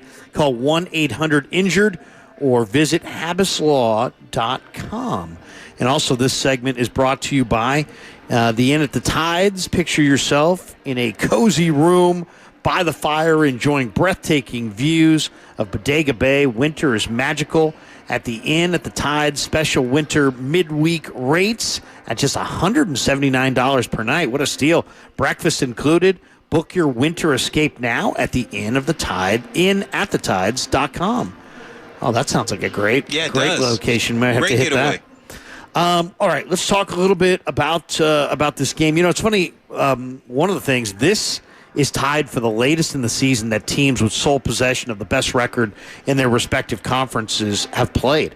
You got to go back to 2005 when the Seahawks were 12-2 and they beat the Colts, who were 13-1, 28-13 in Week 16. So we're getting the number one seed in the NFC, the number one seed in the AFC. By the way, Des Bryant says he bet $10,000 on the Niners to lose this game. Really? Des throwing some what big the heck's going on? Throwing some big cash around there. This is going to be a really, really interesting matchup. The Ravens have won 4 straight. They're playing good ball. They're one of the most well-rounded teams in the NFL. They rank second in defensive DVOA, fourth in offensive DVOA. So, they're a very balanced football team for sure. And it's funny, Kyle Hamilton said, we feel a little disrespected by the fact that, the both teams are 11-3, and yet the Niners are favored in this game. Ravens are a 5.5-point underdog. It's the second largest underdog role of Lamar Jackson's 6-year career. Lamar says he loves being the underdog. Yeah. And I already told you that Harbaugh's got great numbers as an underdog. But in this segment, let's talk a little bit about the Ravens on the offensive side. You asked, can the Niners contain the Ravens' offense? The Ravens offensively have the 5th-rated offense in all of football. Number 1 rush offense, number 20 passing offense. Right. They're 4th in scoring. The Niners on the defensive side are 9th overall, 3rd against the run, 15th against the pass, 2nd in the league as far as points allowed. I mean, this is a very difficult game to handicap that because without Keaton Mitchell, and they've lost their big tight end. Right. Isaiah Likely is a really nice tight end. They do have 4 guys who are all first-round draft choices at wide receiver. Zay can run. Zay Flowers can run for sure. Rashad Bateman was a number 1. Yeah. OBJ's a number 1. Yeah. Aguilar was a number 1 as well, way back. So they got 4 number 1 receivers, and they're all pretty decent route runners. I would say that, in the red zone, you don't have to worry about OBJ running by you. No. But you do have to play that plaster coverage and make sure you're all over him because he can catch it in a crowd, take a big hit, and hold on. So, to me, OBJ's got the superior ball skills. Flowers is the guy that you're worried about running by you. Right.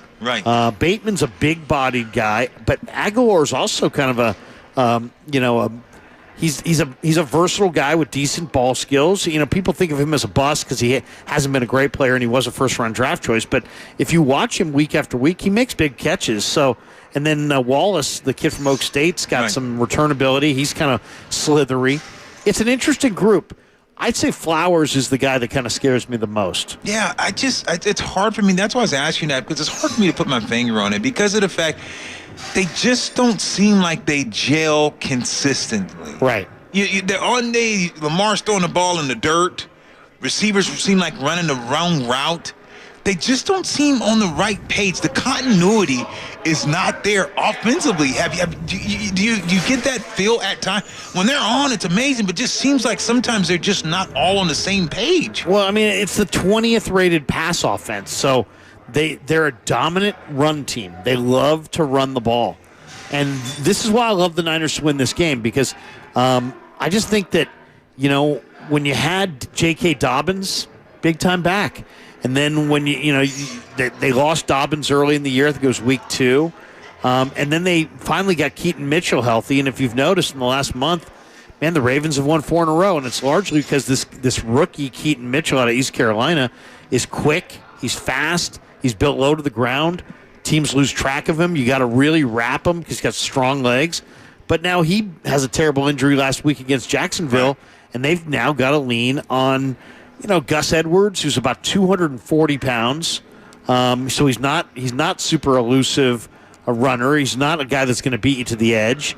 To me, it's if you said, like, what is the key to the Ravens' pass game, I think you got to make sure that you read Lamar on the RPO, and that you break down in space against Lamar, and that you don't let Flowers go for the quick six.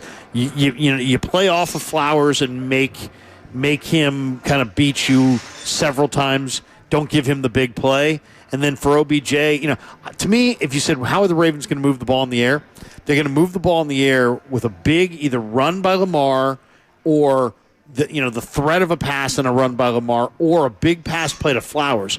But once they get in the red zone, then Bateman's size, Aguilar's route running, and OBJ's ball skills come into play. So I don't think they can beat you up and down the field passing it. But if they can get into the red zone, suddenly their receivers are really dangerous. So you think once they're in the red zone, that's when you say, wow, be careful, because now they have a chance. Now you're going to play into their strength because of their receivers, the continuity and the experience and the size. That's when you say, okay. And that's the thing about me. I'm with you. I think that they can hurt you. Like you said, Lamar Jackson holding to the ball, he scrambles and picks up 40. Lamar Jackson on a busted play, you don't splatter the receivers, and now all of a sudden you got a big play, a broken play. I think they can hurt you that way. I think that with the consistency in the offense, I don't see it. I think you talk about the red zone, that's where they get a little bit better. But I just think that that's how they can hurt you, is by a busted play, Lamar Jackson doing it out of the ordinary, and then throwing the ball 30, 40 yards down the field because someone's running free because of a broken play, because of what Lamar Jackson has done. To me, a big factor in this game are Niner pass interference or defensive holding penalties. You got to avoid them. You can't give them chunk yardage plays that move the ball into the red zone. If the Ravens get to the red zone, they're really tough to handle. If you can keep them out of the red zone, I don't think they've got the kind of weaponry that like Philly has, or you look at even some of the teams, even Arizona with, you look at some of the speed, Rondale Moore that, they possess. They've got some guys who can beat you with some big plays. Ravens are a team that will, if you give up a 35-yard PI and they're now 1st and 10 at the 18-yard line, now you got to really be careful because the one thing about Lamar is there aren't too many running type quarterbacks who can run and also throw with anticipation. He can throw with anticipation. He can read coverage. And so if OBJ's not running by you, but if the same way that Brock Purdy throws to a spot, right, and his receivers are in that spot, Lamar can do the same thing with OBJ. So if you can force them to drive the ball and not give them chunk yardage plays with penalties, I love the Niners' chances of winning this game. I don't think the Ravens have the kind of weapons they can throw the ball up and down the field against the 49ers. I think they lost a ton when they lost Keaton Mitchell. Agreed. And I would be shocked at the end of this night if Gus Edwards and Justice Hill have gashed the Niners for 5 yards a carry and they both have 70 yards or more rushing. I'd be shocked. Well, just what you're saying now, it makes me just switch gears real quick. You don't think they're coming out of AFC. So you think that, listening to what you're saying, I can tell you right now, listen to you, Larry, the way this conversation is going, just talking about the Niners, I get it. But just the way that you're saying, I don't think that you think they're coming out of AFC. I think they're a great home team, and they do have the home field. So, think about it this way, Lo. They get the bye in the AFC, and they get 2 games in Baltimore. I could see why people like their chances. I could see why, because they're really tough at home. I think they're one of the best home teams in football. But tonight they're not at home. They're here. And losing Keaton Mitchell, I think, hurts them bad. You lost the tight end, Mark Andrews, and he's a monster. He's a monster. So he was their number 1 receiving weapon.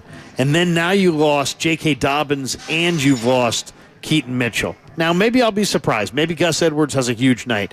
I just don't see a 240-pound back that's not really elusive, beating up on the Niners. They're going to have to move the ball with chunk yardage plays with either Zay Flowers, Lamar running, or penalties. Yeah, and I agree with you. I don't see that the sustainability is going to be in the run game.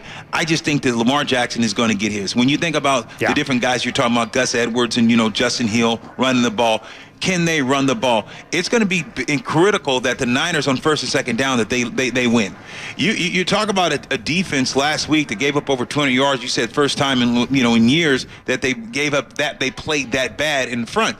I look at the Ravens team, and I think about the Ravens up front and what they do up front and how their offense is able to play football. They're better. They're better than the Arizona Cardinals.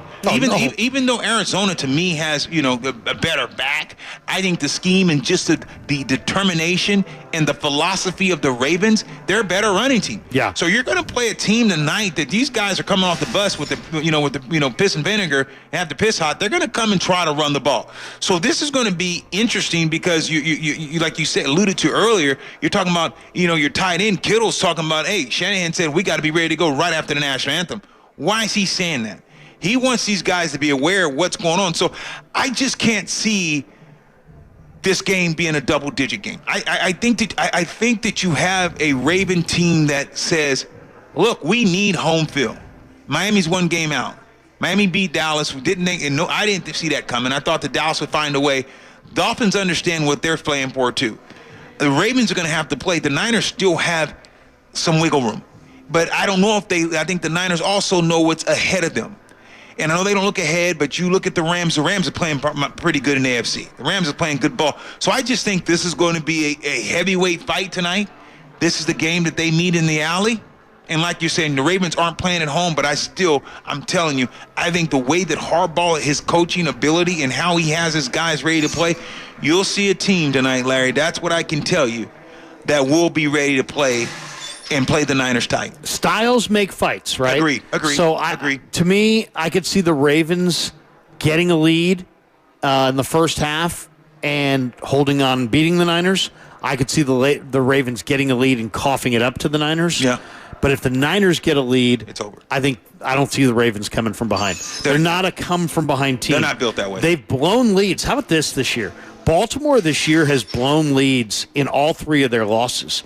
They've led in all three of those games that they lost, including 2 double-digit leads that they blew. So they're killing Cleveland. They're a team that does potentially blow some leads. There are Niner fans that would love to see Brock Purdy, win a game that he came from behind.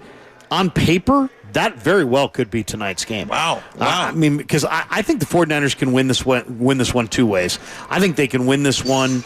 If the Niners get a first half lead, I think they could blow them out, beat them by 14, 17 points. If the Niners don't have a first half lead and the Ravens have a lead in the first half, I could see the Niners coming from behind in the second half. If the Ravens have a lead in the first half, I think it's just 50-50 whether they hold on. I think the 49ers could come from off the pace and have a big second half. I don't see Baltimore if the Niners coming get off the canvas. No, because they just don't. They're not built that way. Well, if you take away their run, then suddenly the RPOs don't have as much power. The play-action game doesn't have as much power. It doesn't create the space that Lamar needs. Agreed. And I also don't see the Ravens winning this game unless Flowers has a huge night. And I'm talking about 85 to 100-plus yards, couple touchdowns. If Flowers is quiet, or at least doesn't even need to have touchdowns, if he just has big yardage, then that's a problem. Because Flowers is really quick, very good rookie, having a tremendous rookie year. To me, if that's where this game, that's a big part of this game for Baltimore. But once again, if Baltimore gets into the red zone, now you look up and you're like, wait a second. OBJ, Bateman, Isaiah Likely. Isaiah Likely's a really good player. Yeah. My buddy Rick Mueller is the recruiting coordinator at Coastal Carolina, and that's where Likely played. He's a great athlete, man. We talk about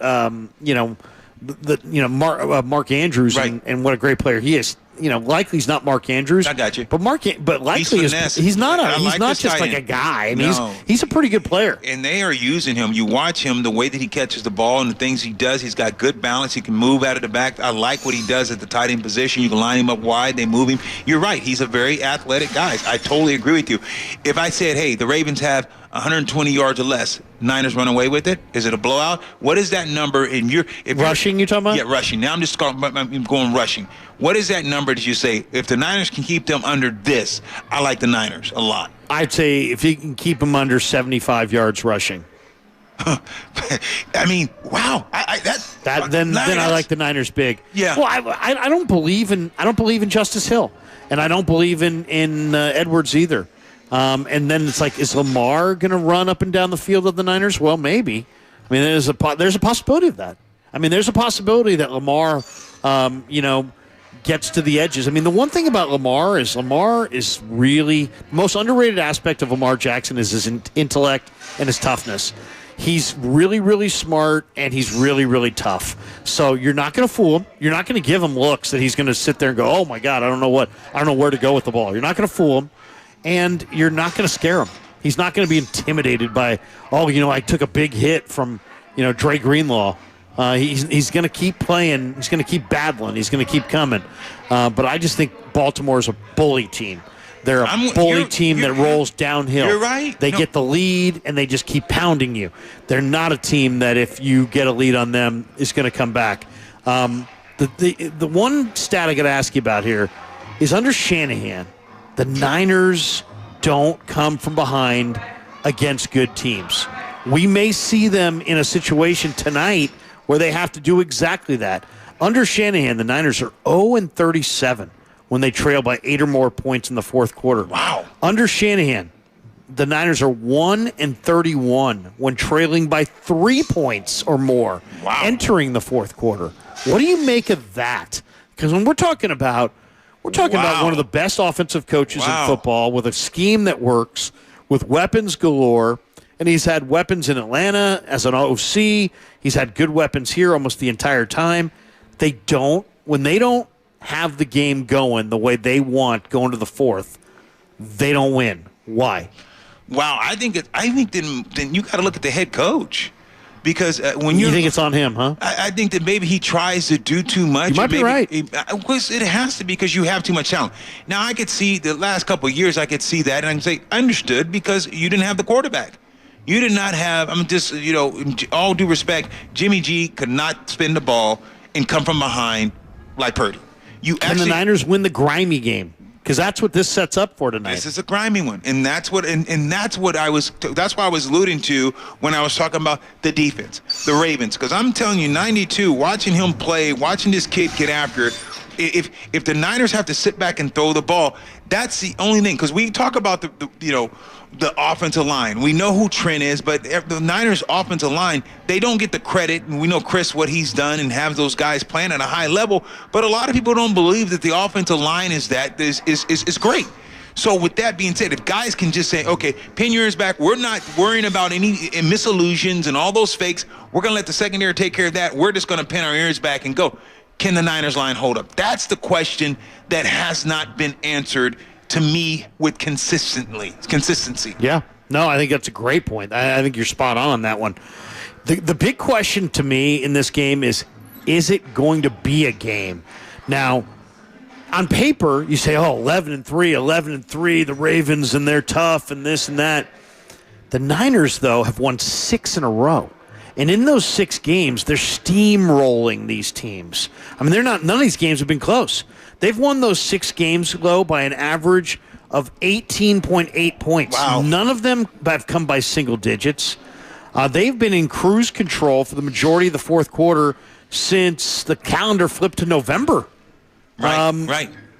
If this is a grimy game, if this is a nip and tuck close game in the fourth quarter, you got to favor Baltimore at that point, just based on the fact that the Niners, when they win big. Yeah, you're absolutely right. And that's what scares me to see what happens and what is the Niners really doing. Because here's the thing that I believe. Like you said, they won the last 6.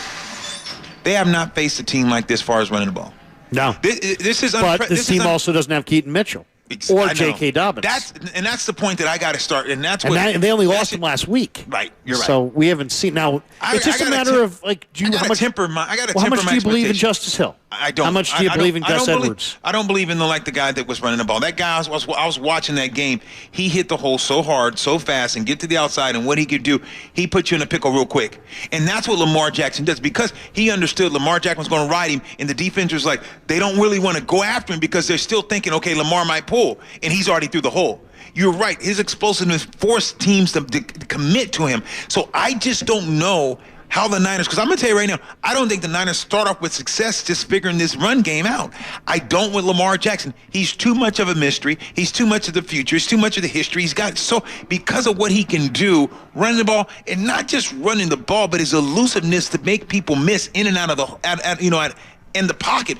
So it's going to be just interesting to see, because they want to make this a grimy game. Right. They want to say, let's 3 yards in a cloud of dust. Now it's second down and 3, second down and 9, whatever. And okay, pick up 4. Now it's 3rd and 3. Now they can run our pass. Let's ask Santa Claus. What does he think? We got Santa walking by. We got a Santa Claus guy wearing a Ravens Santa Claus hat. And have a couple yeah, he's ready. He's got Jackson. You ought to see Santa. He's looking great. Jackson or Jack and Coke? Hey, he's got a Jack and Coke rolling. He's got probably a double. And that's the thing, though. That's the thing that we're gonna see this thing soon enough.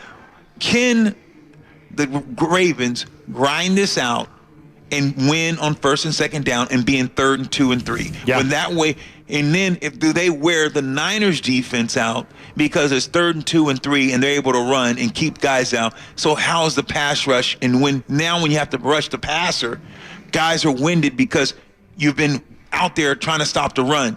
And is Lamar Jackson going to extend plays with his legs to continue to wear? That's the whole thing tonight. It's a game in a nutshell. Yeah, no question. It's a game in a nutshell. All right. Let's get a prediction on you. What are you thinking? You want to go first? You want me to go first? I want you to take it home because you got me thinking now with the run game. All right. The Niners, when they have Brock Purdy, Christian McCaffrey, and Deebo Samuel healthy, like they are tonight, are 18-0 and are averaging nearly 35 points a game. And in those 18 games, Brock Purdy, though, 40 touchdowns, 4 picks. Wow. When the Niners have the full complement of CMC, Debo, and Brock all together,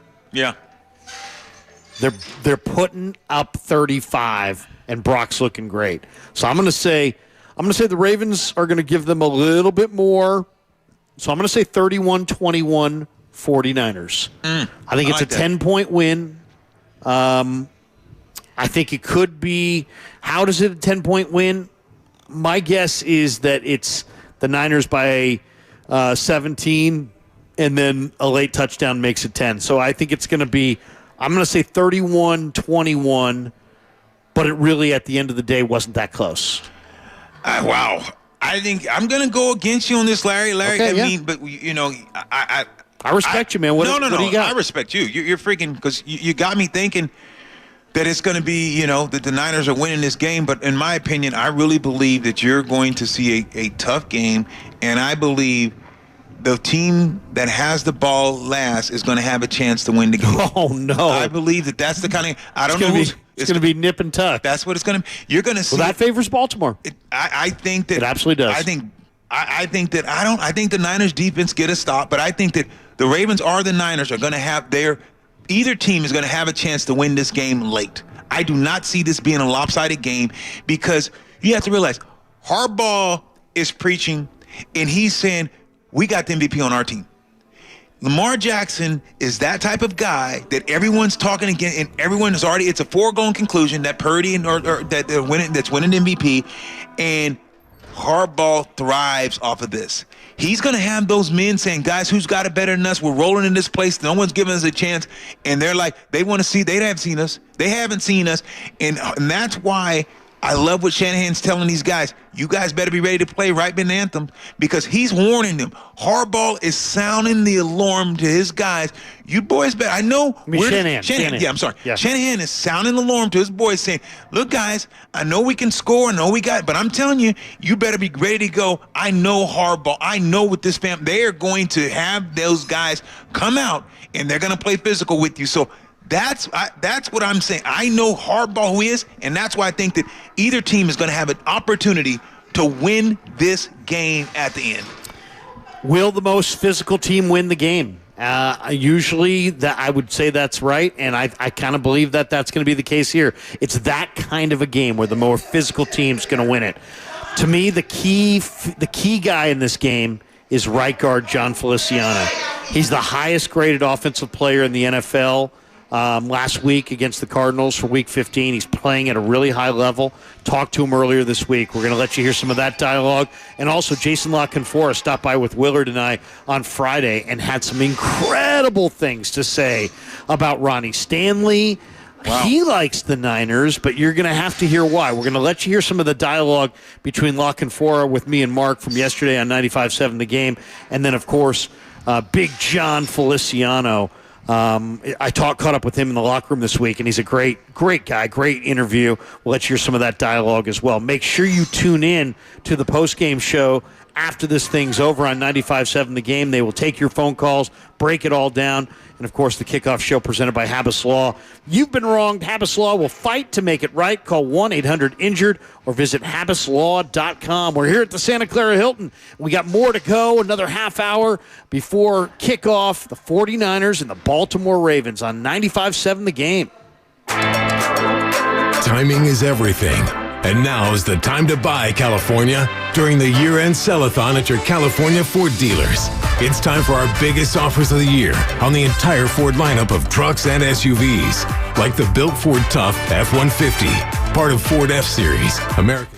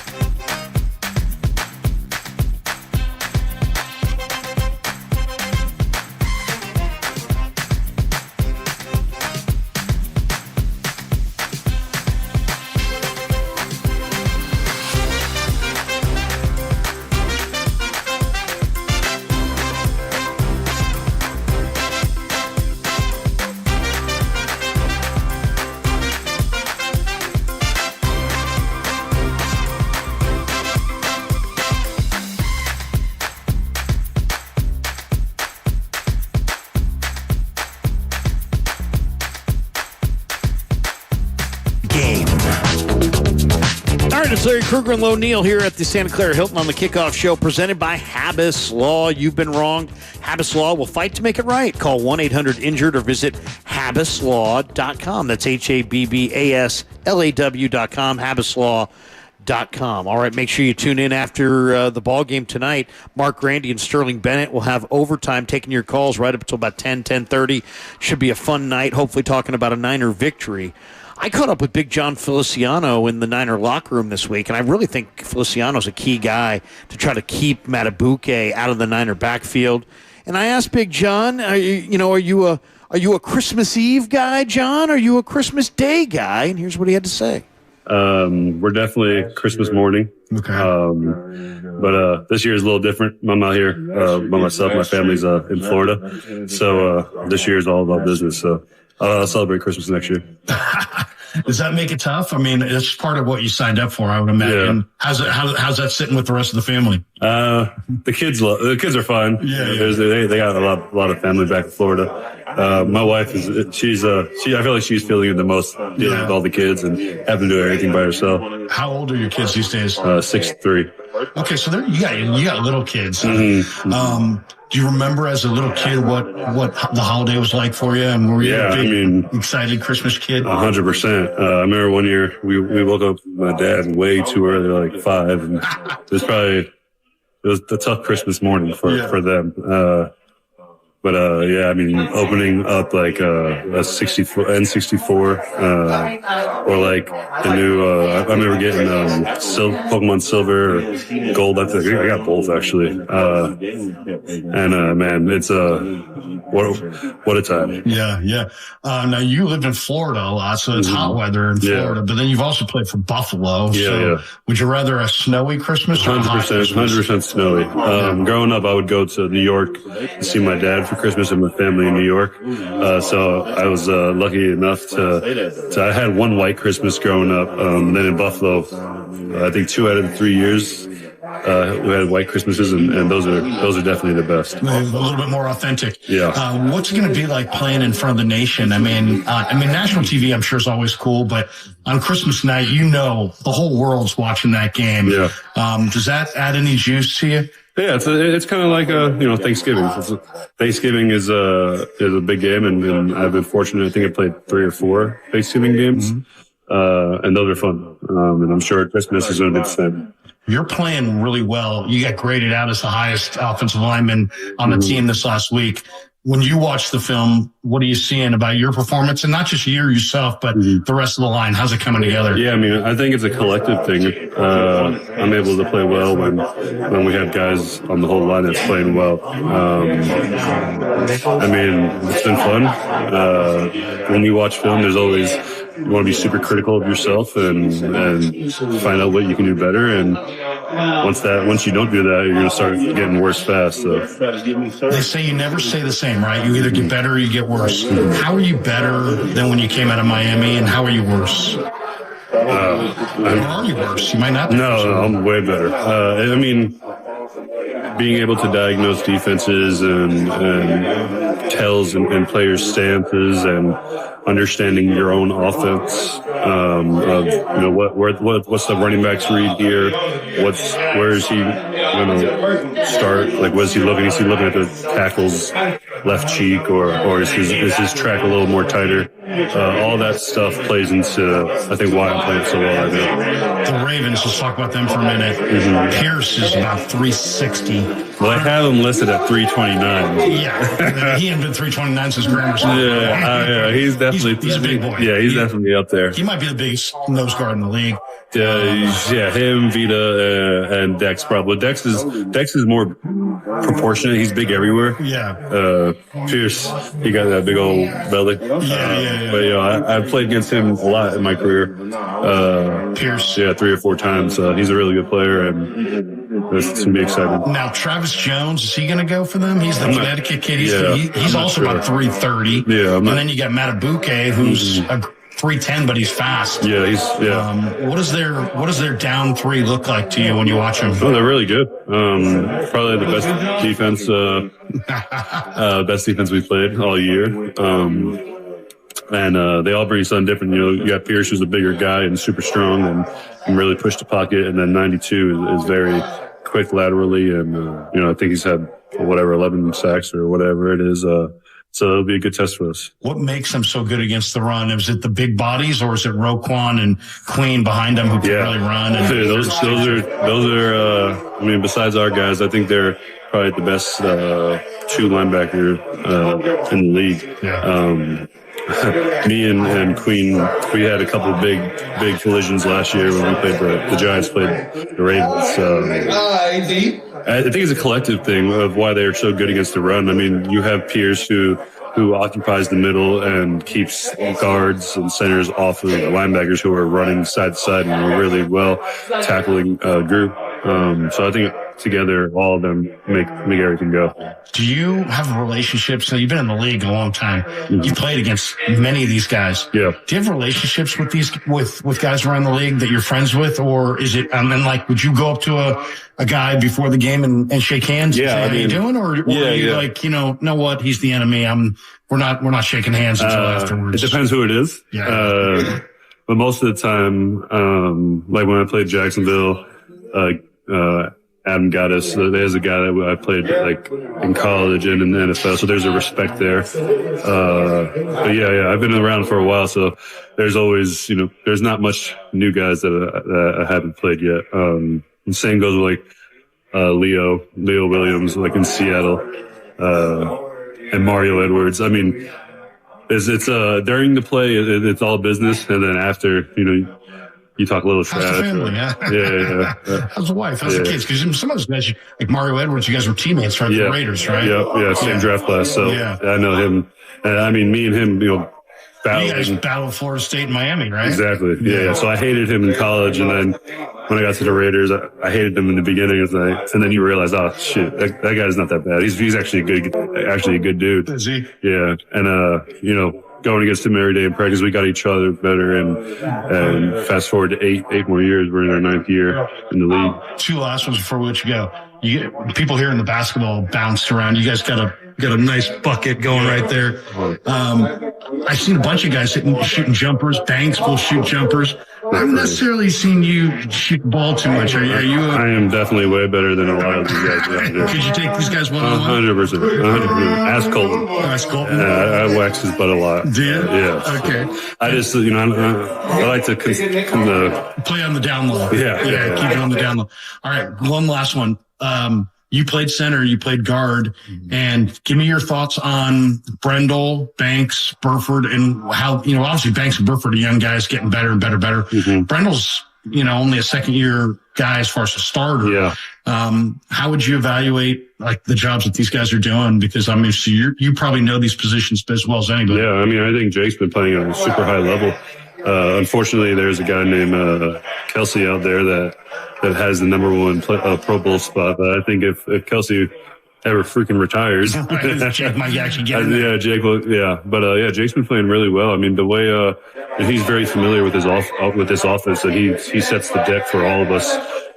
Makes my job a lot easier, where I can just have to listen to Jake, and Jake tells us what to do. And Banks is man. I mean, he has all the attributes to be a high. He's gonna make a lot of money. Yeah, he's gonna play a long time. Yeah, he'll retire when he wants to. And same with Spence. Coming in here, I knew the deal, and I knew that Spence is his ceiling is as high as he wants it to be. Right. He has the talent. He flashes a lot of really great things, and I think part of my job was to come in here and push him and also help him with just little things that vets can help younger dudes with. And I think when he has been healthy, I think he's been playing really well. And what do you help? Like on the when you guys are watching film, you're just pointing out little things you see that just from years of watching film. Probably, and hand placements on like pass blocking stuff, or the angle of the running back is like this, so you can be a little more lenient with where you're shooting for. Yeah, that's cool, actually. Who was the guy when you came out of Miami that was that guy for you? Oh, I mean, I had a lot. I mean, Rodney Hudson, number one. Hall of Fame almost. Yeah. They like to call him Raider Rod out in Oakland because he was just. He could probably still play to this minute. Yeah, I know he has horrible knees. If he had good knees, yeah. I think his knees knocked him out of the league. But he helped you a lot. Like tremendously with the mental part of the game, especially coming out of college where I didn't play center in college. And then being thrown into that in Oakland, like, hey, you're going to be our backup center, learn how to snap. And back then we had flip protections and do a lot of reading the safeties and the slot. And I had no idea how to do any of that. And then, by my second year, and working with Rodney and the assistant O-line coach Tim Holt, those two guys really helped me a lot. Cool. Hey man, happy holidays! Thanks for the time and good luck Monday night. Thank you. Appreciate it. That was Niners right guard John Feliciano with our very own Larry Krueger. That was inside the clubhouse. Now let's go outside the clubhouse, outside the locker room to our Audacy NFL insider, Jason Lockenfora. He joined Willard and Krueger earlier this week to discuss what he's looking forward to against the Ravens and the Niners and just how he sees this one turning out. Hopefully it lives up to the hype. I have some reservations about the Ravens being able to hold up their end of the bargain in terms of making this, game of the year or something like that. I mean, I think the 49ers right now have a lot of things going for them that perhaps the Ravens don't. Certainly they've got home field advantage. They've got some superior health. I think they're in a little better form than the Ravens. But we'll see, it should be a heck of a game. I just think right now San Francisco's a little bit in their own class, especially when they are at home. But look, the Ravens have surprised me before, and maybe they'll surprise me again. Ravens are a good team. They're really well coached. You live in that part of the world. I know people would be like, what? But I think Keaton Mitchell, losing Keaton Mitchell is a major loss. Yeah. No, it's huge. He and Lamar Jackson in the same backfield is, you're talking about two guys with world-class twitch and amazing speed, and they turn broken plays and losing plays not only into just survival plays, but into big plays for you. I mean, they turn 5-yard losses into 25-yard gains, and there's not too many people who can do that, and there certainly aren't too many on this football team who can do it. And when you look at the Ravens offensively, and J.K. Dobbins was supposed to be that guy, and he got hurt again very early in the season. And then, Keaton Mitchell comes back from his injury situation. He burst on the scene. He gives them explosion and big plays again because, they've lost Mark Andrews, their tight end, so they've got to get chunk plays somewhere. And now they lose Keaton Mitchell, and they're back to Justice Hill. And at the same time, they're rotating left tackles and right tackles, which if you've got 4 tackles, it's kind of like 2 quarterbacks. You don't have any. And Ronnie Stanley makes a lot of money, and Ronnie Stanley used to be a Pro Bowl, all-pro tackle, but he hasn't played like that in quite some time, and he's had a multitude of injury issues. And right now, he can't anchor. He's got a bum ankle. He's got a bad knee. He's getting pushed all over the place, and that's against, average guys, not against this group. So, and then Morgan Moses on the other side is more of a run blocker than a pass protector, and they're subbing him out as well. So I know that Armstead's probably not playing in this game, right? And so you're down one of the elite run stuffers, but the guys on the edge are going to be an absolute handful for the Ravens. And I think Steve Wilkes will be able to mix and match, swap guys out, look for different matchups, run some stunts and twists. I think the Ravens right now are very vulnerable on the perimeter. Their perimeter pass rush is not good right now, and they can't stop other people from rushing their quarterback. Jason Lockenfora with us here on Willard and Dibs. Larry is in for Dibs. Jason, it's interesting to hear because, you're our listeners may not know you host in Baltimore every day. It's interesting to listen to you talk about this team. Do you even think that they're the class of the AFC? I think they have been. Are they ascending, I think, is the question to ask yourself. I think their defense is peaked. I don't think Jadeveon Clowney of October is Jadeveon Clowney of January. I don't think the Kyle Van Noy of October and late October, early November is the Kyle Van Noy you're going to get from here on out. Odafe Owe is an ascending player, and he generates pressure, but he doesn't close. He went through an entire Big Ten season picking on Big Ten right tackles, didn't have a sack. He does a lot of things to generate and help you produce pressure. He doesn't clean it up. And right now, other than Justin Matabike, who's having an Aaron Donald-type season, nobody else is generating pressure. And you could look at this team and say they're leading the league in sacks. You could look at them the last 4 weeks and say they're 25th in sack percentage. Like, which is the real them, So, yeah, I think they need to go out and sign a Justin Houston. I think they need to go out and sign an Ndamukong Suh, because you've been able to run on them all season, but nobody does it because they're up 3 scores at halftime. There's no volume. And the teams that have gotten even a little volume running the football against them have found a lot of joy, and not just running on the outside, but running it right up the gut. So I think the numbers, the coordinator's done a great job, McDonald, and he's covered up for some warts. But right now, their de facto number one corner has not played very well this season, and definitely hasn't played well the last 2 weeks. Ask Sean McVay. He was picking on him mercilessly. And the edge rushers are starting to look old and like they kind of are who we thought they'd be, which is guys built more for 12 games than 18 plus. So we'll see. It's not to say that they won't have a great scheme, and it's not to say that they won't step up. But I think they're getting a very different challenge here than what they've seen by and large. The Ravens' backup tight end is Charlie Kohler, and if people don't know that name, he was Brock Purdy's tight end at Iowa State. And he was asked this week about Brock, and he said, hey, man, he thought he was always pretty good, but he didn't see MVP necessarily coming in his future. What do you think, Jace, of Purdy? Is he going to win the MVP if he has a big night Monday night? Would he get your vote? I don't know that he'd get my vote, and that's not taking anything away from him or degrading what he's done. But I think Trent Williams is the MVP of that team. So, but left tackle's not going to get it. But I think if you gave Kyle Shanahan truth serum, said who do you have a better shot winning a Super Bowl without? I mean, maybe he says Purdy, but maybe he says Trent Williams. And we saw what that thing looked like without Trent Williams, and it all started to crumble, and the margins got real thin all over the place without him. So, and then you've got so many positionless players. I mean, it is the perfect system, and he's perfect for it, and he's great. And he's one of the best quarterbacks in this league. He's also in one of the best situations in this league. Like, I don't even know who the second most important offensive player is for the Baltimore Ravens. Nobody does. Some people would say it's the center, Linderbaum, who's like, I don't know, maybe the third or fourth best center in the AFC. Like, he's a good player, but come on, he's a center.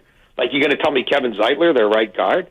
Like, nobody's having a season for them. Nobody. Andrews hasn't played football in a month, not going to play football for another month. Like, Odell Beckham's had like 2.5 good games. You know what I mean? Zay Flowers is really small, and he's getting beat up, and he's a yak guy. He doesn't make plays downfield. Nobody does in this offense, really. So it's all Lamar Jackson, man. And now he doesn't even have tackles. He doesn't have an offensive line. And people are telling me they're the best team in football. Well, I think he's got a whole hell of a lot to do with that, probably more than any other individual player has to do with that for their team. So if this is one of the best teams in football, and if they do get the 1 seed in the AFC, and we don't even know who else on that offense is really any good, and it's his first year in a new system, I don't know, man. I think there's something to be said for that. Jason, can we dig into that one a little bit? You don't need to tell anybody here in the Bay Area about the importance of Trent Williams. Obviously, he's best left tackle. They run off left tackle all day long, and they win a bunch. Larry has pointed, though, to even just 2 plays when Sam Darnold came in last week, and all of a sudden everything didn't look the same. That's a super small sample. But what we haven't been able to do is compare what you just said to what if Purdy wasn't there. We feel like we saw it a little bit last year when Jimmy Garoppolo was barely able to get to 20 points a game, and this is 30 points a game. So I guess this would be my question. A lot of great quarterbacks have a lot of great, important players around them, but why does it feel like we only hold that against this quarterback when we get to an MVP-type conversation? How do do we even know it's been held against him? I mean, he might win the MVP. I think there's a lot of people clutching their pearls about something that hasn't happened. I mean, everybody's talking about him as an MVP candidate. He's the betting favorite. You know what I mean? Like, this kind of reminds me of like Saban saying, oh my God, nobody thought we could win and we won. Well, I don't know. Everybody's kind of saying you got a really good shot to win. Like, you're literally now the betting favorite. But it should be a runaway, Jason. It should be like, if it stays the way it is now, it should be a runaway. Well, it might be. Yeah. I don't know. I mean, look, again, it should be, could be, would be. We're still, 3 games away from having all the data that anybody's going to have before they make this vote. But I do think people are getting a little over their skis about like him being knocked. Like, he's one of the 5-6 best quarterbacks on the planet. Like, and no one's ever going to agree on the order. You know what I mean? Like, there's never, and even if they agree, who cares? It's just one person's list. But like, I think he's getting his flowers, man. I mean, if people are knocking him or saying he's not one of the 5 best quarterbacks on the planet, and he's not one of the 2 or 3 most worthy people of the MVP award, then they're the idiot, not you. But like, I kind of think he's getting his due. He's a pretty special player, and we're going to find out. We're going to find out when the voting comes in. One of the things I read from Warren Sharp this week that I thought was kind of interesting is the Ravens struggle because they kind of go with lighter boxes against the run, and teams that have the fullback and the halfback on the field together, like the Niners do, 21 personnel, 22 personnel, they're struggling to stop the run. What do you think? Jason, I mean, are the Ravens going to be able to stop the 49er run game in this game? I think it's going to be a real problem for them. Look, I don't think they're beating Miami next week for that same reason. Huh. They're bottom 4 in the league defending pitch plays. We know how many, what this offense does with pitch plays. And they've also, I mean, the real dirty little secret is you can just run right up the gut on them. Arizona did it, and Connor wasn't even playing in that game. It was the DeMercado kid. And I got people telling me that Michael Pierce has had a great game. And I'm like, well, he got a couple pressures, but he also got unmasked in the run game. They just had to stop doing it because they got behind by 17 points, which is what the general, script has been.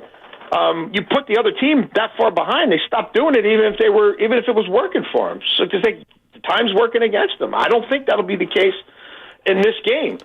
So yeah, I think as great as Roquan Smith and Patrick Queen are, and as great as Justin Madubuike has played, there's an underbelly. Go watch the first 10 plays of the Rams game. I mean, they had to change their base defense because they couldn't stop Kyron Williams. McVay didn't even play around with it. He pretty much held the sign up and said, I'm going to run the ball on you until you change your base defense. He ran it down their throat 6-7 straight plays, and then they started altering their personnel, and that's fine. Now I'm just going to throw it on you. Like, I think it's the same kind of pick your poison here. I think they're in trouble. I think they're giving up 30-plus points in this game, and I think the defense peaked. Jason La Canfora, Odyssey NFL Insider, with us here on 95.7 The Game. It's Willard and Dibbs, and Larry is in for Dibbs. Jason, another host on our station earlier, they were talking about the career of John Harbaugh and saying, what if after 17 years, if it were to happen, if Kyle Shanahan were to have the same resume after 17 years? In other words, the Niners would have 1 Super Bowl and they would make the playoffs 7 out of the next 10 years, but just one Super Bowl. What would you tell 49er fans? Is that a birdie? Is that a par? Is that a bogey? Like, would you take that if you were a Niner fan? I don't know. I kind of feel like that's like art. You know what I mean? Like, the way I might see that painting is a little different than the way you might. What were the circumstances? Were they the 1 seed? You know what I mean? And 6 of those 7 years, but only reached the championship game once and only the Super Bowl one other time. Like, it's hard to say in a vacuum. But there aren't that many. Look, I go on the radio in Pittsburgh every week, and I hang up the phone, and I want to vomit on my shoes. There's not that many guys who are really good at this. There really aren't. There's not that many. Yeah. There's not that many that you would want to cling to for 5 years, let alone 10, let alone 15, right? So when you got one, I would try really hard to to embrace it, to take your head out of your cocoon and look around the rest of the league and go count the Brandon Staleys and the Arthur Smiths, and there'll be another collection of Bobos who get hired next year because they got the right agent or they got the right name or their daddy used to be something back in the day. The processes are flawed. The people doing the hiring generally don't know what the hell they're doing and can't get out of their own way. Most of these owners are clueless clowns, and they waste their money, and they run inefficient franchises because they don't know what they're doing. So, I would say be real happy with what you got there. And, yeah, you got to get the first Super Bowl, too, though. You know what I mean? That's the other big part of it. Like, until you got one, you don't. And that'll be the next sort of referendum or determination on where Kyle Shanahan goes in this pantheon or that pantheon. They got to win the final game of the year. Harbaugh's done that. Last night, of course, Week 16 started last night. We got Rams, Saints. Chase, there's a chance the Rams make the playoffs, and we may get Dallas and the Rams in the first round. And after watching Buffalo run the ball down Dallas's throat, watching Kyron Williams do his thing, what do you think? Could the Rams knock off the Cowboys in the first round of the playoffs? I think the Rams would obliterate the Cowboys. I think they'd run the ball 45 times and the Cowboys would have no answer. I think the Cowboys are going to get outside zoned to death tomorrow. You want to talk about teams that struggle with a fullback? Go run any numbers for Dallas against 20 personnel. It's god-awful. It's the last in the league. And they're also last in the league against outside zone by any metric. You want to go EPA and get new age? We can do that. You want to go yards per carry? We can do that. You want to go yards before contact, before carry? Cover your eyes. We could do that too. No, when they caught the Rams at the right time. And again, it was one of those games that got out of hand immediately, and Dallas didn't see any volume in the run game, and Stafford was probably right around the pinnacle of him being beat up, and the offensive line hadn't coalesced yet. And I believe that was during the period where Kyron Williams was out as well. So, no, it's a different team now. And Cooper Kupp was a shell of himself. So, no, the Rams are for real, man. The Rams are for real. Like, for me, the Rams and the Bills are two of the top 5 or 6 teams in football right now. Now, what the matchups become and who plays who will obviously determine a lot of that. But both those teams are running the hell out of the football. Both those teams have changed their mentality on the fly. Both those offensive lines are playing really good ball, and they've got top 5 quarterbacks. So, no, I wouldn't want any part of either one. I mean, the Rams might be the second best team in the NFC, and the Bills might be the second best team in the AFC. I think you might be right. I don't think it's a crazy statement. Jason, along those lines, are the Eagles dead? No, they're not dead, and I think they'll get their groove back a little bit here against the Giants. That should be a pretty good matchup for them. If it's not, then, that's a different story. But they're certainly not who they were last year, and it's real hard to figure yourself out this time of year. But there's enough institutional expertise there, and there's enough smart people in that franchise that I still think they can, win that division, and I still think they, will win a playoff game probably at home. And then after that, it might be tough. I mean, after that, they're going to have to run the ball better, defend the run better, curtail deep plays better. I mean, they got things they need to create more pass rush, especially from the edge. But I still think they're going to get at least one home playoff game, and once you're in, anything can happen. Chase, I got one last one for you. Black Monday is creeping closer. There's going to be a bunch of openings, maybe a dozen, maybe more. The two guys I'm really intrigued by, and I got to get your thoughts on, is Belichick leaving New England, and if so, where's he headed? And is Jim Harbaugh leaving Michigan, and if so, where's he headed? Belichick will not be back in New England. There's no chance. That ship has sailed. That's not happening. And I don't think he's going anywhere, not as a head coach. I think he'll have an opportunity to be a football czar, a vice president of football operations, kind of like what his guy, the Tuna, did late in his career with Miami. But I don't think he's going to be on the sideline. I think Harbaugh would chop an arm off to get a good NFL job, but I don't think that's happening either. I think he'll be back in Ann Arbor because I don't think he's going to have any other options. Wow. Jason, yeah, that's real interesting stuff. Jason, great to have you, man. Happy holidays to you. We appreciate you. Same to you guys. Enjoy the game. Thanks, you. Jason. Yep, we definitely will. That was Odyssey NFL insider Jason La Canfora. Make sure to follow In the Huddle on the Odyssey app or subscribe wherever you get your podcast. You're listening to 95.7 The Game, KGMZ FM and HD1 San Francisco. Always live on the free Odyssey app, Twitch, and YouTube.